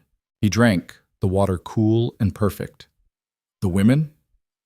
Most moved on. A few stayed, didn't have anywhere else to go. Mar's been helping them find work, find housing. She's got a head for organizing. Clara smiled slightly. "Reminds me of myself 20 years ago, before Tom convinced me to marry him and I got distracted by keeping him alive." "Where is she now?" "Town. Meeting with some families about one of the younger girls. Sarah, I think her name is. Only 16. Crow's men took her when her father couldn't pay a debt." Clara's expression hardened. "Father killed himself 2 months later. Couldn't live with what happened. Girl's got no family left, so Mara's been trying to find her a good situation. Somewhere safe." Ryder nodded, exhaustion pulling at him despite having just woken. His side ached with a deep, persistent throb that promised weeks more of healing. "Tom around?" "He's out with Jacob and some others. They're helping rebuild the Hopkins place. Crow's men burned it last month when Hopkins refused to pay protection money. Now that Crow's gone, people are starting to fix what got broken." She stood and picked up the mended shirt. "Rest. You've earned it." But rest didn't come easy. Ryder spent the next few days drifting between sleep and wakefulness, his body demanding recovery while his mind churned with everything that had happened. He kept seeing Crow's face at the cliff edge, kept hearing that desperate plea for help, kept wondering if Mara had made the right choice saving him or if mercy was wasted on men like that. Over the next week, as his strength slowly returned, Ryder healed enough to walk around the property. He'd sit on the porch in the afternoons, watching the world go by. And what he saw surprised him. Wagons rolled past more frequently now, families heading home, rebuilding. People called out greetings where before they'd hurried past in silence. Children played in yards that had been empty. The territory was changing, slowly, painfully, but undeniably changing. Fear was giving way to something that might eventually become hope. One afternoon, an older couple stopped their wagon to talk.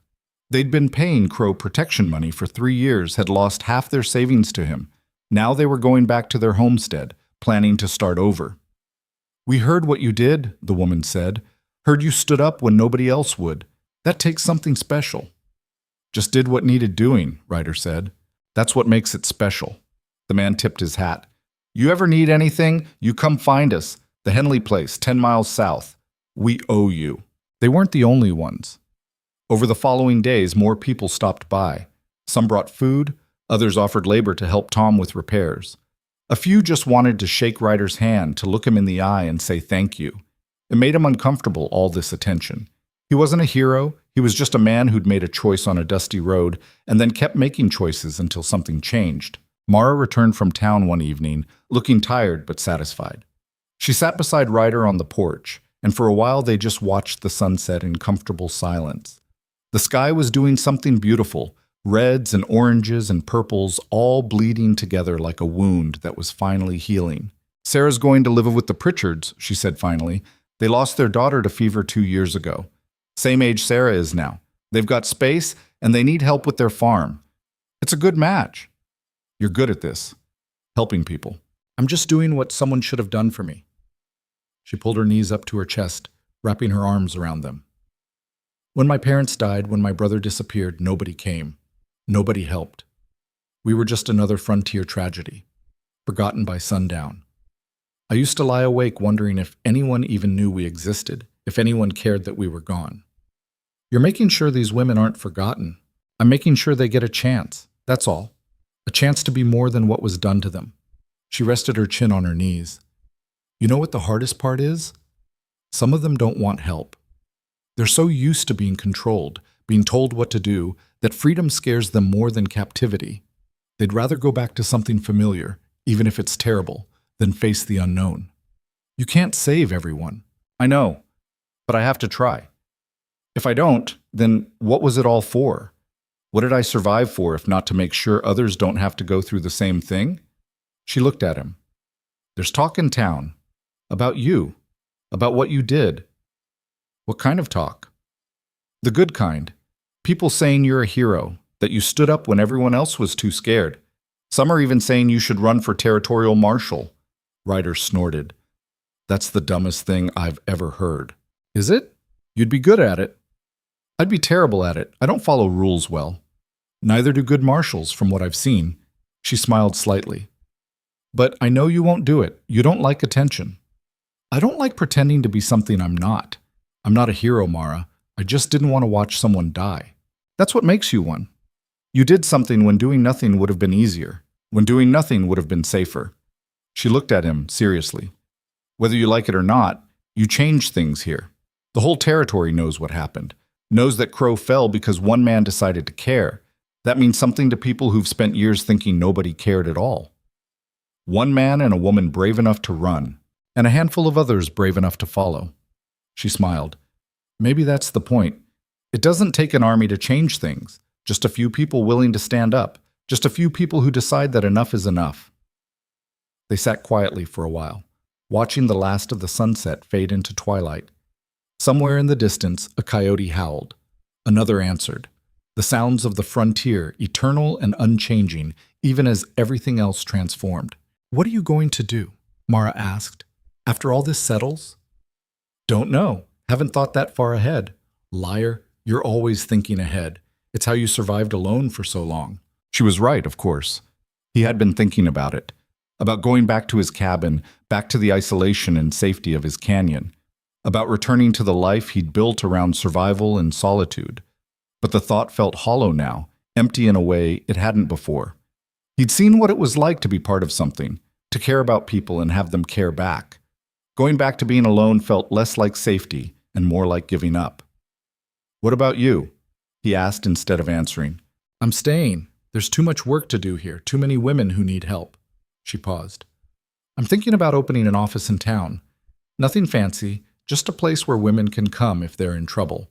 If they need help getting away from a bad situation, somewhere they know they won't be turned away or judged." "That's ambitious." "Someone needs to do it. Might as well be me." She looked at him sideways. "I could use help. Someone who knows how to handle trouble when it comes. Someone who doesn't scare easy." "You asking me to stay?" "I'm saying there's work here if you want it, but no pressure. I know you've got your own life to get back to." The way she said it, so casual and careful, told him it was anything but. This was her way of asking without asking, of giving him an out if he wanted to take it. He could say thanks, but no thanks. Ride back to his canyon, and they'd part as friends who'd survived something terrible together. She'd understand. Maybe even expect it. Or he could stay. Could be part of building something instead of just surviving. Could wake up every morning with purpose beyond making it through another day. "I'll think about it," he said. She nodded, hiding whatever disappointment she might have felt. "That's fair." A week later, Marshal Hendricks came by the property with news. He rode up alone, looking official in his marshal's uniform but tired around the eyes. Tom invited him in for coffee, and they sat around the kitchen table while Clara served coffee and fresh bread. "Crow's trial is set for next month," Hendricks said, adding sugar to his coffee. "Based on his testimony, we've already arrested 12 officials. More arrests are coming. The whole thing's bigger than we thought. Corruption goes all the way up to the territorial governor's office." Tom whistled low. "That's going to cause problems." Already has. Half the government's in chaos. But that's how cleaning up works. It gets worse before it gets better. Hendricks looked at Mara. "I came to ask if you'd testify, both of you, when the trial happens. Your word carries weight after what you did." Mara hesitated, her coffee cup frozen halfway to her lips. "I'd have to face him again." "You would. But this time, he'd be in chains. And you'd be the one with power. You'd be the one deciding his fate, in a way." Hendricks leaned forward. "Look, I know it's not easy. I know what I'm asking. But your testimony, combined with that ledger you copied, could put away not just Crow, but everyone who worked with him. Everyone who made his operation possible. It could clean up this territory for the first time in decades. And if I say no?" "Then we make do with what we have. But it won't be as strong. Defense lawyers are going to argue that Crow was just a businessman, that the women chose to work for him, that the whole thing's been blown out of proportion. Your testimony proves otherwise. It puts a face on the suffering, makes it real." Mara looked at Ryder. He could see the conflict in her eyes, the desire to never think about Crow again warring with the need to make sure he never hurt anyone else.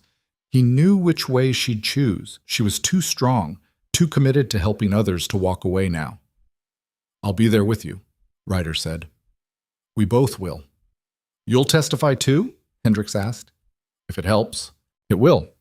Between the two of you, we can build a case that's unshakable." Hendricks finished his coffee and stood. "Trial starts on the 15th of next month, in the capital. We'll arrange transport and lodging. You'll be protected the whole time. I'm not taking chances with witnesses this important." After he left, Mara sat at the table staring at her hands. Tom and Clara had made themselves scarce, understanding she needed space. Ryder sat across from her, waiting. "I don't know if I can do it," she said quietly. "Sit in a courtroom and tell strangers what he did, what he made me do. Look at him while I do it." "You can. You're the strongest person I know. I'm not strong. I'm just stubborn. There's a difference." "Is there?" "Because from where I'm sitting, stubborn is what kept you alive. Stubborn is what made you run when running meant death. Stubborn is what got you through 2 years of hell and came out the other side still human." She looked up at him, tears in her eyes. "What if I break down up there? What if I can't finish?" "Then you break down. It's allowed. You're allowed to be human." He reached across the table and took her hand. "But you won't. You'll walk in there, and you'll tell the truth, and you'll watch that judge sentence him to hang. And then it'll really be over." "Will it? Or will I just spend the rest of my life waiting for the next monster to show up? Maybe. But at least you'll be waiting with people who'll fight beside you.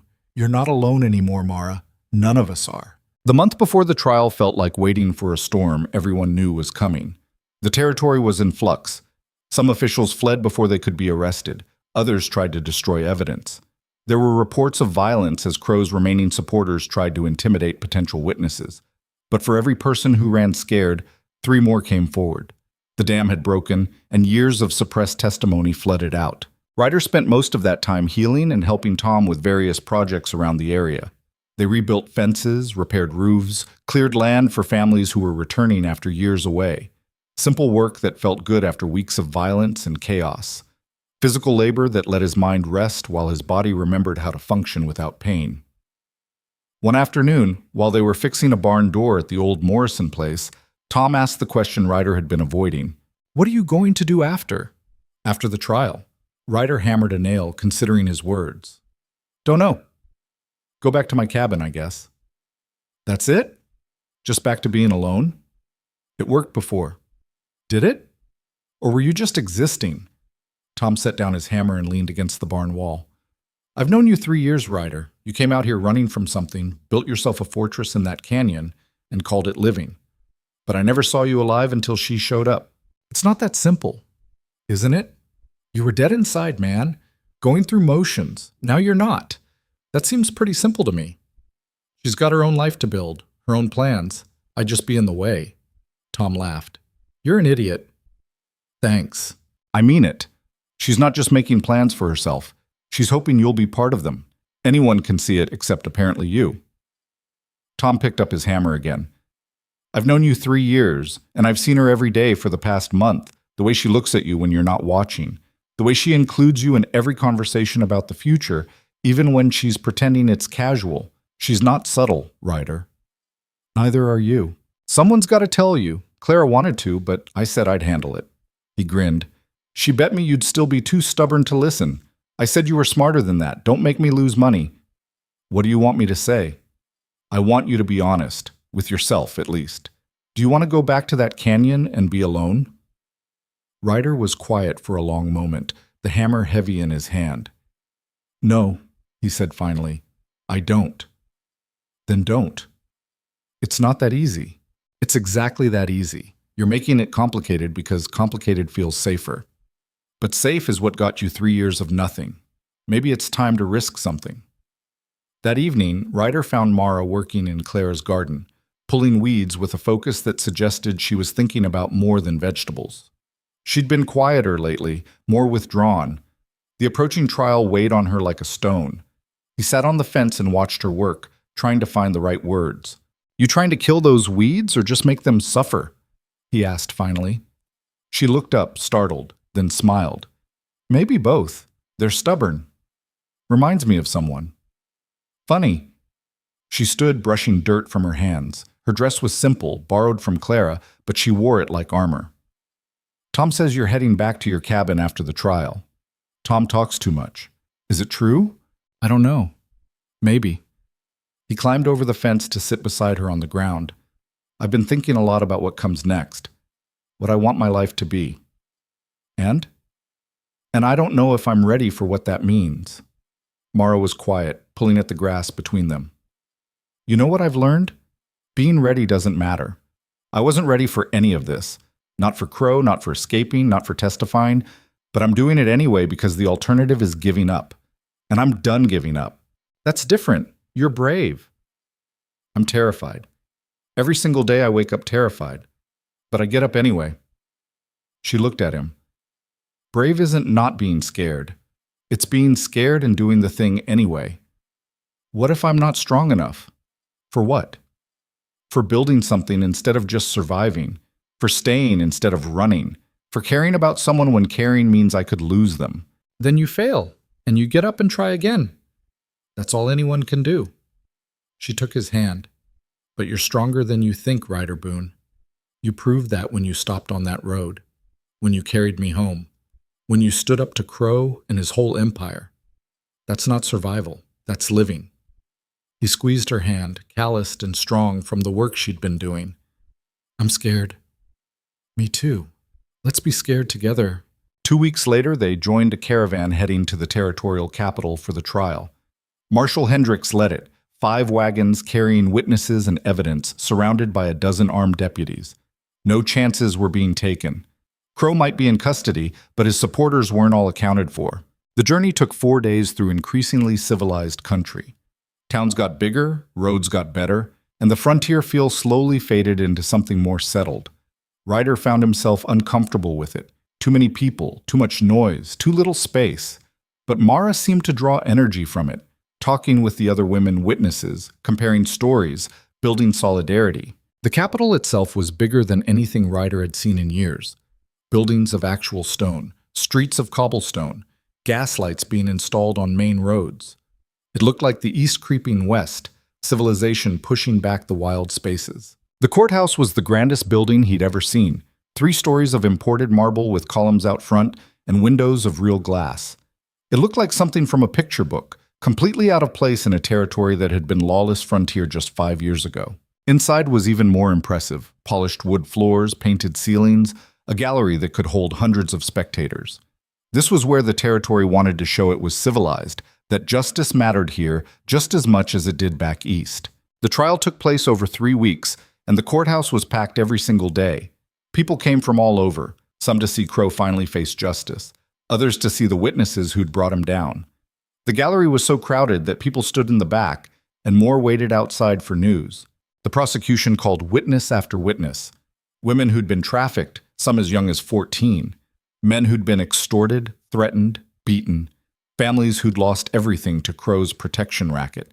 The evidence mounted like a mountain, each piece adding to the weight that would crush him. When it was Mara's turn, on the 8th day of the trial, she walked to the witness stand with her back straight and her head high. She wore a simple dress Clara had made for her, dark blue and modest, nothing flashy. She looked small in the big chair, young despite everything she'd endured. But when she started speaking, her voice carried to every corner of the courtroom. The prosecutor was a sharp man named Williams, who'd come all the way from Denver for this case. He asked Mara to state her name and age, to describe where she was from and how she'd come to work for Crow. She answered each question clearly, without emotion, laying out the facts like she was reading from a report. Miss Vale, can you describe the conditions at Mr. Crow's compound? We were kept in a bunkhouse with locks on the outside. 23 women when I arrived. The number changed. Some were sold, some died, new ones came. We worked from dawn to past dark. Cooking, cleaning, other services for the men. What kind of other services? Whatever they wanted. And if you refused, we were beaten, or starved, or locked in the cellar until we agreed. Her voice didn't waver. Refusal wasn't really an option. How long were you there? 2 years, 1 month, and 6 days. The specificity of that number hit the courtroom like a physical blow. 2 years. Over 700 days of captivity, each one counted. Williams walked her through the details, the ledger she'd kept, the names in it, the operations she'd documented. Then he asked about her escape. I was being transferred to another location. Mr. Crow had decided he wanted me for himself. I knew if that happened, I'd never leave alive. So when the wagon broke down, I ran. And they caught you? Yes. They beat me and left me to die on Black Hollow Road. But you didn't die. No, Mr. Boone found me. The prosecutor nodded. Thank you, Miss Vale. No further questions. Then Crow's lawyer stood up. His name was Whitmore, and he'd been brought in from San Francisco. Expensive suit, oiled hair, the kind of man who made a living defending indefensible people. He smiled at Mara like they were old friends. Miss Vale, you testified that you were forced to keep records for Mr. Crow, correct? Yes. And these records, this ledger, you copied them secretly. I did. While you were, by your own admission, acting as Mr. Crow's bookkeeper? A position of trust? I was his slave, not his employee. There's a difference. But you had access to sensitive information, access many people would kill for. Objection, Williams said, standing. Is there a question? I'll rephrase. Whitmore smiled at the judge. Miss Vale, isn't it true that you stole Mr. Crow's proprietary business information with the intent to sell it to his competitors? No, I took it to expose his crimes. Crimes you participated in by keeping his records, by facilitating his operations for 2 years. I did what I had to do to survive. And when survival wasn't enough, you ran, taking valuable information with you. Information you then used to manipulate others into helping you, including the defendant's property and resources. Mara's jaw tightened. I didn't steal anything except my own freedom. You cost my client thousands of dollars in property damage. You turned his employees against him. You collaborated with others to destroy his legitimate business operations. His legitimate business was trafficking women and bribing officials. Allegedly. But we're not here to discuss allegations. We're here to establish facts. Whitmore walked closer to the witness stand. Fact. You lived in Mr. Crow's compound for 2 years with ample opportunity to leave or contact authorities, and you did neither. Fact. You only ran when you were being promoted to a position of greater responsibility. Fact. You stole confidential documents and used them to manipulate others into committing crimes against my client. Does that sound like a victim to you, Miss Vale? Or does it sound like an opportunist who got caught? The courtroom erupted. People shouted from the gallery. The judge banged his gavel, calling for order. Ryder started to stand, but Tom grabbed his arm. Let her handle it, Tom whispered. Mara sat perfectly still during all the chaos, her eyes locked on Whitmore. When the courtroom finally quieted, she leaned forward. You want to know why I didn't run earlier? Why I didn't go to the authorities? Her voice was cold, controlled. Because half the authorities were on his payroll. Because I watched women try to run and get dragged back and beaten so badly they couldn't walk for a week. Because I was terrified, alone, and had nowhere to go. But you're right about one thing. I did steal something. I stole hope from your client. I stole his power. I stole the illusion that he was untouchable. And if that makes me a criminal in your eyes, then I'll wear that badge proudly. The courtroom exploded again, this time in applause. The judge didn't stop it right away, letting it go for nearly a full minute before calling for order. Whitmore tried a few more questions, but the damage was done. The jury had seen what he was trying to do, blame the victim, twist the narrative, make the criminal look like the wronged party. And they'd seen Mara refuse to be twisted. When she finally stepped down from the witness stand, she walked past Crow without looking at him. But he looked at her. Ryder saw it from his seat. Crow stared at her with a mixture of hatred and disbelief, like he couldn't comprehend how his property had become his destroyer. When Ryder testified the next day, he kept it simple and straightforward. He'd found a dying woman on the road. He'd helped her. When Crow's men came for her, he'd fought back. When the law moved too slowly, he'd acted. He didn't dress it up or make himself sound heroic, just stated facts in the same flat tone he'd used to describe the weather. Mr. Boone, Whitmore asked during cross-examination, you admit to breaking into my client's property, setting fires, causing extensive damage that resulted in the complete destruction of a legitimate business. I do. And you did this without legal authority or justification? I did it to save 23 women who were being held prisoner against their will. Allegedly held prisoner. No, definitely held prisoner. I was there. I saw the locks on the doors, the guards outside, the bars on the windows. Those women weren't guests. They were captives. But you took it upon yourself to play judge and jury, to decide the law didn't matter? I decided that people mattered more than property, that 23 lives were worth more than one man's business.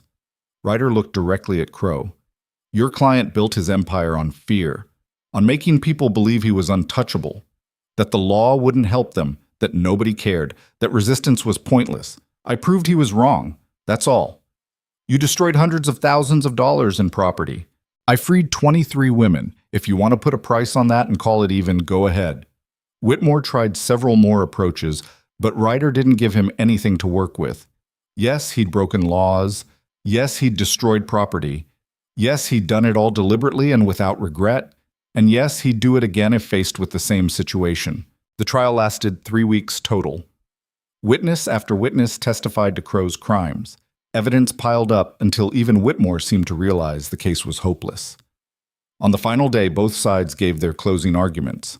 Williams spoke for an hour, methodically laying out the evidence, the testimonies, the documented crimes. He spoke about the lives destroyed, the families torn apart, the corruption that had poisoned an entire territory. He held up Mara's copied ledger and read names, officials who'd been bribed, merchants who'd been extorted, women who'd disappeared. Then Whitmore stood and did what expensive defense lawyers do. He argued technicalities. He suggested the evidence was tainted because it had been stolen. He painted Crow as a businessman who'd made mistakes but didn't deserve to die for them. He asked the jury to consider reasonable doubt, to remember that in America, even monsters deserve fair trials. It was a good speech, professional, well delivered. It didn't matter. The jury deliberated for less than 2 hours. When they came back, the foreman stood and read the verdict. Guilty.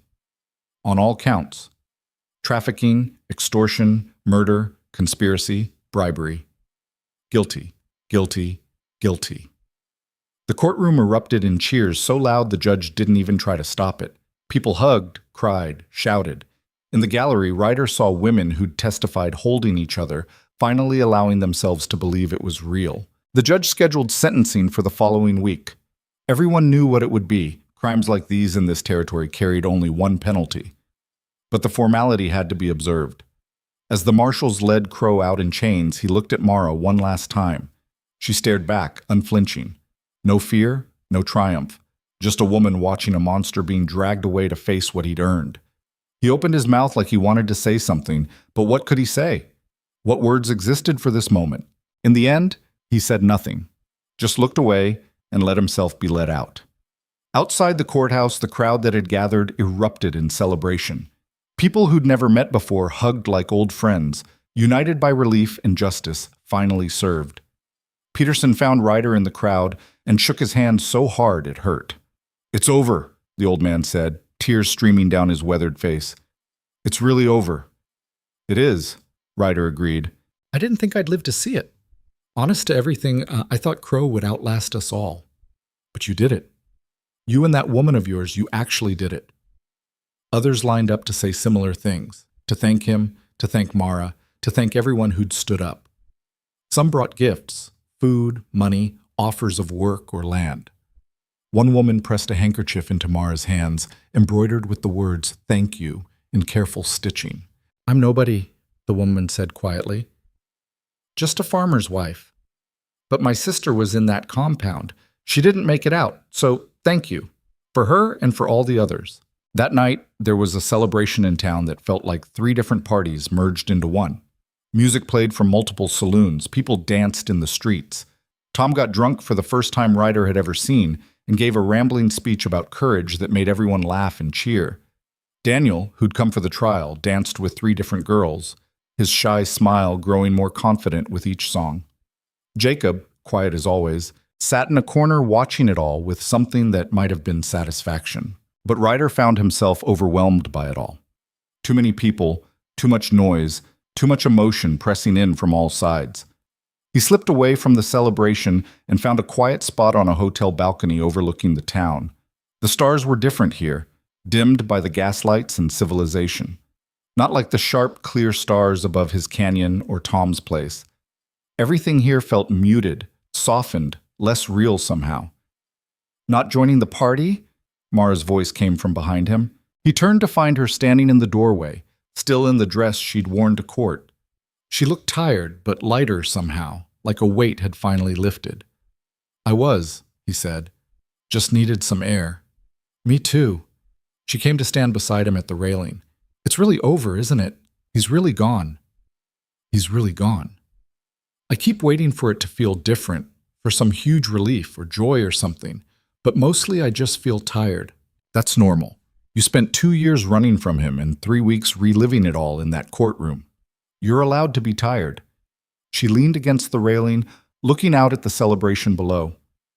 "What happens now? We all just go back to our lives like none of this happened?" "No.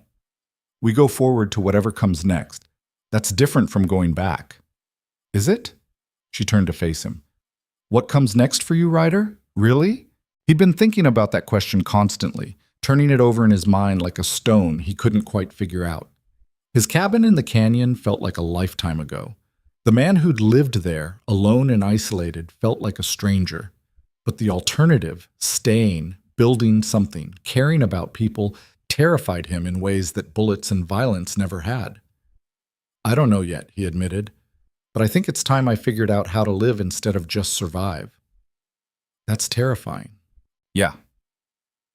Want to be terrified together? He looked at her, really looked at her.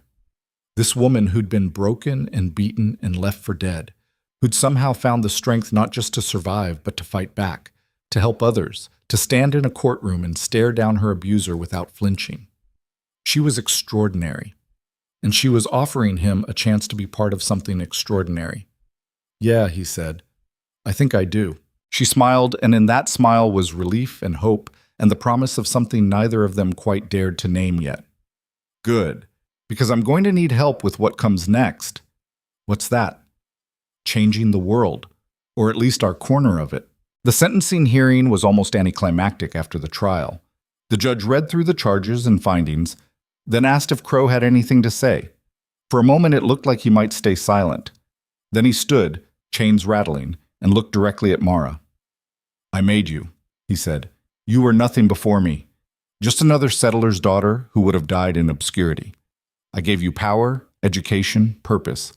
And this is how you repay me? Mara stood up from his gallery. You didn't make me. You tried to break me. There's a difference. And the fact that you can't see that difference is exactly why you're standing there in chains. The judge banged his gavel. That's enough. The defendant will remain silent. But Crow wasn't done. You think this changes anything? You think killing me makes the world better? There are a dozen men ready to take my place. 100. The territory needs people like me. Someone has to maintain order, has to make the hard decisions. That's reality. No, Ryder said, standing beside Mara. That's an excuse. Reality is you hurt people for profit and called it necessity. Reality is you're going to hang for it. The judge sentenced Crow to death by hanging, to be carried out in 30 days. Additional sentences for each crime, to run consecutively if somehow the hanging didn't happen. It was thorough, careful, leaving no room for appeals or technicalities. As the marshals led Crow out for the last time, he looked smaller somehow, diminished. No longer the untouchable emperor of a criminal syndicate, just a middle-aged man facing mortality. He didn't look at anyone as he left. Didn't make a sound. Outside, the celebration was more subdued than after the verdict. Justice had been served, but there was something sobering about a death sentence, even when deserved.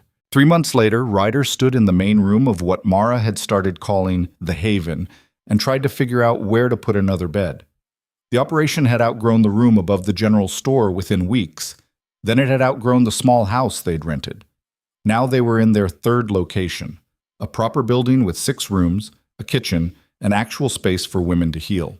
Put it by the window, Mara called from the office she'd set up in what used to be a storage room. Sarah said she likes watching the sunrise. Ryder dragged the bed frame across the floor, his side only occasionally reminding him of the bullet that had torn through it months ago. He'd healed well, mostly. Still couldn't sleep on his right side comfortably, but that was a small price. The Haven had grown beyond anything either of them had imagined. They'd helped 68 women so far. Some just needed a safe place for a few days. Others stayed weeks or months while they figured out their next move. A few had even stayed on to help, creating a kind of community that fed itself. Clara ran the kitchen and handled donations of food and supplies. Tom built furniture and made repairs. Jacob taught practical skills, how to shoot, how to track, how to survive. Even Daniel came by once a week to help with the garden they'd planted out back. But it was Mara who held it all together. She interviewed every woman who came through, listened to their stories, helped them plan their futures. She wrote letters to potential employers, negotiated housing, sometimes even tracked down lost family members. She worked 16-hour days and never complained, driven by a fierce need to make sure what happened to her never happened to anyone else. How many tonight? Ryder asked, finishing with the bed. 3 new arrivals. One's a referral from Marshal Hendricks, woman who testified against one of Crow's lieutenants. She needs protection until the trial. The other 2 just heard about us and showed up. That was happening more and more. Word had spread across the territory about the Haven, about the place where women could go when they had nowhere else. Sometimes they came from hundreds of miles away, following rumors and desperate hope. We're going to need a bigger place, Ryder said. I know. I've been looking at that old boarding house on 3rd Street. It's run down, but it's got 12 rooms. We could house twice as many women, maybe more. That'll take money. Then we'll raise it. She came out of the office, papers in her hand. Actually, I've been meaning to talk to you about that. We've been getting donations from all over. People who heard about the trial, who want to help. We've got enough now to buy the boarding house outright and still have money left for renovations. Ryder looked at her. You're serious? Completely. This is working, Ryder. We're making a real difference. Why not expand? Why not help more people? Because eventually we'll run into something we can't handle. Someone dangerous. Another crow. Then we'll deal with it like we dealt with the first one. Together, she smiled. You're not alone anymore. Neither am I. That's the whole point. Over the next 6 months, the Haven expanded into the boarding house. They renovated the rooms, built a proper kitchen, created a common area where women could gather and talk. The place transformed from a refuge into a community, with women helping each other, sharing stories, planning futures. But it wasn't easy. Some women arrived too damaged to trust help. Others brought violence with them, abusive partners who tracked them down, demanding their return. Twice they had to call the marshals to handle men who tried to force their way in. Once, Ryder had to physically throw someone out when words weren't enough. This is dangerous work, Tom said one evening after helping reinforce the doors. You're making enemies. Good, Mara said. I'd rather have enemies who fear me than friends who pity me. News of Crow's execution reached them on a cold morning in November, 8 months after the trial. The notice was brief. Sentenced carried out as planned, body buried in the prison cemetery, case closed. No fanfare, no drama. Just a life ended and justice served. Mara read the notice without expression, then folded it and put it away. She didn't celebrate, didn't mourn, just nodded once and went back to work, helping a new arrival fill out housing applications. That evening, though, Ryder found her sitting alone in the garden behind the Haven. She wasn't crying, but she wasn't quite present either, just staring at nothing, processing. You okay? He asked, sitting beside her. I don't know. I thought I'd feel different. Relieved, maybe, or happy, but I just feel empty. That's normal. He was a monster, but killing him doesn't undo what he did, doesn't erase the trauma. Then what's the point? What was all of it for if nothing really changes? Everything changed. Look around. He gestured at the Haven, at the lights in the windows, at the sound of women's voices drifting out from inside. This exists because you survived, because you fought back. 68 women have a second chance because you refused to stay broken. That's what it was for. She leaned against him, and they sat quietly in the garden as evening turned to night. Somewhere inside, someone laughed. The sound carried out into the darkness, bright and unexpected. I want to expand again, Mara said suddenly. Not just here, other towns, other territories. Build a network of safe places. Train people to run them. Make it so no woman ever has to feel as alone as I felt. That's ambitious. Someone's got to do it. Why not us? Us. I like the sound of that. She turned to look at him. Do you? Really? Because you've been here 6 months and we've never talked about what this is, what we are. What do you want us to be? I want us to be partners. In this work, in life, in everything. I want to wake up knowing you're here. I want to build something that outlasts both of us. She took his hand. But I need to know you're staying, that you're not going to wake up one day and decide the canyon is calling you back. Ryder had thought about that canyon a lot over the past months, about the quiet, the solitude, the simplicity of a life lived alone. It had appeal, sometimes. When things got hard or complicated or overwhelming, part of him still wanted to run back to that isolated safety. But then he'd look at Mara, or at the women they were helping, or at the community they'd built, and he'd remember what Tom had told him. He'd been dead inside, just existing. Now he was alive. That was worth whatever fear came with it. I'm staying, he said, for as long as you'll have me. Forever then. Forever's a long time. Good. I've got a lot of work to do. 1 year after Crow's execution, the Haven held an anniversary celebration. Not celebrating his death specifically, but marking 1 year of operation, 1 year of helping women rebuild their lives. Over 100 people showed up. Women they'd helped, families they'd reunited, supporters from across the territory. Peterson gave a speech about how his niece had found refuge there after escaping an abusive marriage. Marshall Hendricks talked about how the Havens model was being adopted in other towns, other territories. Even the territorial governor sent a letter commending their work. But the most powerful moment came when Sarah stood up to speak. The 16-year-old they'd placed with the Pritchards a year ago, now 17 and growing into herself. She'd been one of the most damaged when she arrived, silent, terrified, flinching at every sound. Now she stood in front of everyone and talked about her journey, about the darkness she'd come from and the light she'd found, about learning to trust again, to laugh again, to believe she had value beyond what had been done to her. "I thought my life ended when they took me," she said, her voice steady. "I thought I'd never be anything but broken. But Miss Mara and Mr. Ryder taught me something. They taught me that broken things can be rebuilt, that scars are proof you survived, not proof you're damaged." She looked directly at Mara. "You saved my life, not just by giving me a place to stay, but by showing me it was worth saving. Thank you." The room erupted in applause. Mara was crying openly now, not bothering to hide it. Ryder put his arm around her and she leaned into him, letting herself be held. That night, after everyone had left and the building was quiet, they walked through the rooms checking on things. 8 women were sleeping safely under their roof. 8 more lives being rebuilt. 8 more futures being written. "You know what I realized?" Mara said as they stood in the doorway of one room, watching a young woman sleep peacefully. Crow thought he was building an empire, something that would last, but it all came down in flames. This, though, this is what lasts. People helping people, kindness becoming strength, hope spreading like wildfire. You think he'd understand that? If he could see this? No. Men like him never understand.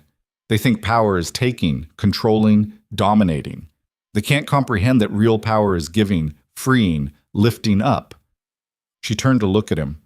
"That's what you taught me. That day on Black Hollow Road, you had every reason to keep riding, every logical, sensible reason, but you stopped. You cared. And that one small act of caring started all of this. We started this together." "Yes. But you had to decide to care first. Everything else came from that." They walked back to their rooms. They'd taken a small apartment above the Haven, modest but comfortable. Home. A real home, not just a place to hide. As Ryder lay in bed that night, Mara sleeping beside him, he thought about the man he'd been a year and a half ago.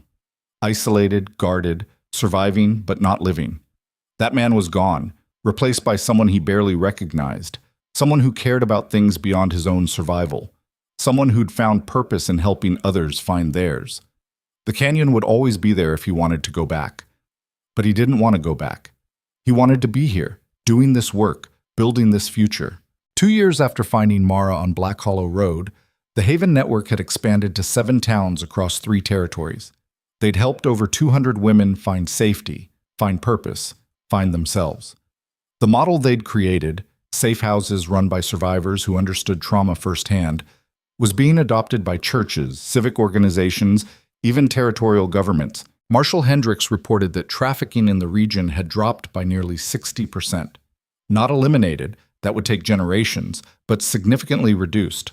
Word had spread that there were safe places now, that women had options, that the old system of fear and control was breaking down. Not everyone was happy about it. They'd faced resistance, threats, even attempts at violence. But each time trouble came, more people stood with them. The community they'd built had grown strong enough to defend itself. One evening, as Ryder and Mara sat on the porch of the Haven watching the sunset, a young boy ran up with a telegram. Mara opened it, read it, and her face did something complicated. "What is it?" Ryder asked. "It's from Santa Fe. The Territorial Assembly wants to meet with us. They're proposing legislation to fund safe houses across all territories. They want our input on how to structure it." That's huge. That's terrifying. We're just 2 people trying to help." "How did we become policy advisors?" "By doing what nobody else would do. By proving it works." He took her hand. "You don't have to say yes." "Are you kidding? Of course I'm saying yes. This is what we've been working toward." She looked at the telegram again. "But it means things are going to change, get bigger, more complicated." "Everything worth doing is complicated," she smiled. "When did you become wise?" "About the time I met a stubborn woman who refused to stay broken." They traveled to Santa Fe the following month, presenting their model to a room full of politicians and officials. Mara spoke passionately about the need for survivor-centered care, about trained staff and proper funding. Ryder talked about security concerns and the importance of community support. The legislation passed 3 months later. The Haven became the template for a territorial-wide network of refuges with funding and legal protection. It wasn't perfect, nothing involving government ever was, but it was real, solid progress. On the second anniversary of Crow's execution, they held a memorial service. Not for him, but for all the women who hadn't survived his empire. Names were read, stories shared, tears shed.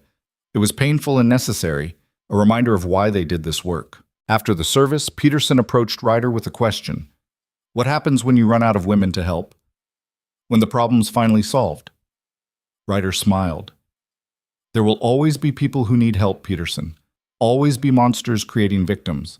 But maybe someday, there will also always be people ready to fight back. That's the world we're trying to build. Think you'll see it in your lifetime? Probably not. But we'll die knowing we tried. That has to be enough.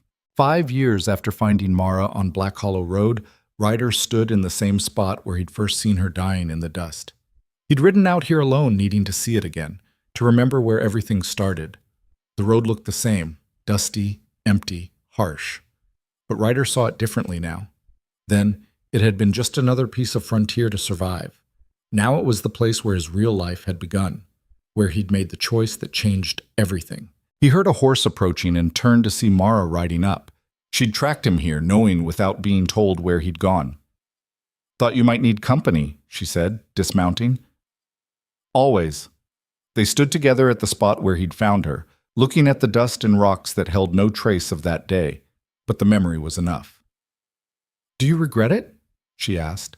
Stopping, getting involved, everything that came after? Not for a second. You? Not even for a millisecond. She took his hand. I was thinking about something Peterson said at the anniversary, about solving the problem, about what happens when we're done. We'll never be done. There's too much work to do. I know, but what if we could be? What if we built something so strong, so widespread, that women really were safe? What would we do then? Ryder thought about it. I don't know. Live, I guess. Really live. Not just survive or fight. Maybe see what that's like. Sounds nice. Sounds terrifying. She laughed. Everything sounds terrifying to you. Not everything. This doesn't. He gestured between them. Us. The Haven. The work we're doing. That feels right. It is right. She looked at the spot where she'd nearly died. I used to think my life ended here, that whatever came after would just be borrowed time, waiting for the other shoe to drop. But I don't feel that way anymore. What do you feel? Like this is where my life started. Real life, not just existence. Like everything before was prologue, and the actual story began the moment you decided to stop. She turned to face him. Thank you for stopping, for caring, for being brave enough to let someone matter. Thank you for surviving long enough for me to find you. They mounted their horses and rode back toward town together, leaving Black Hollow Road behind.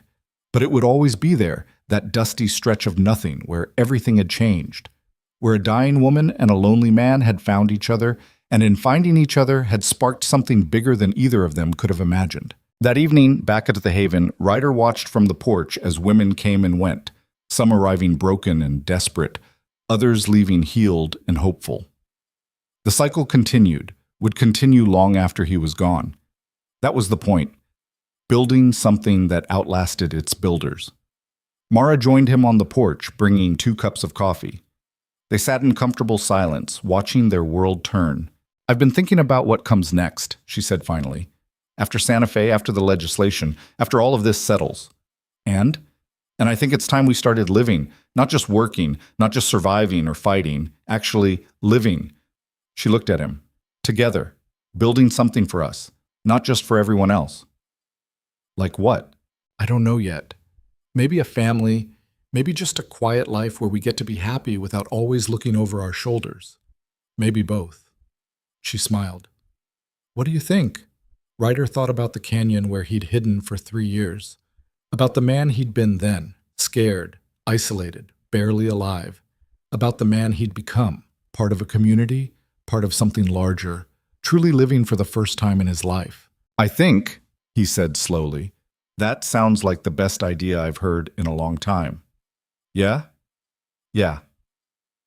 They sat there as the sun set over redemption, over the haven, over the territory they'd helped transform from a place ruled by fear into a place where hope could take root and grow.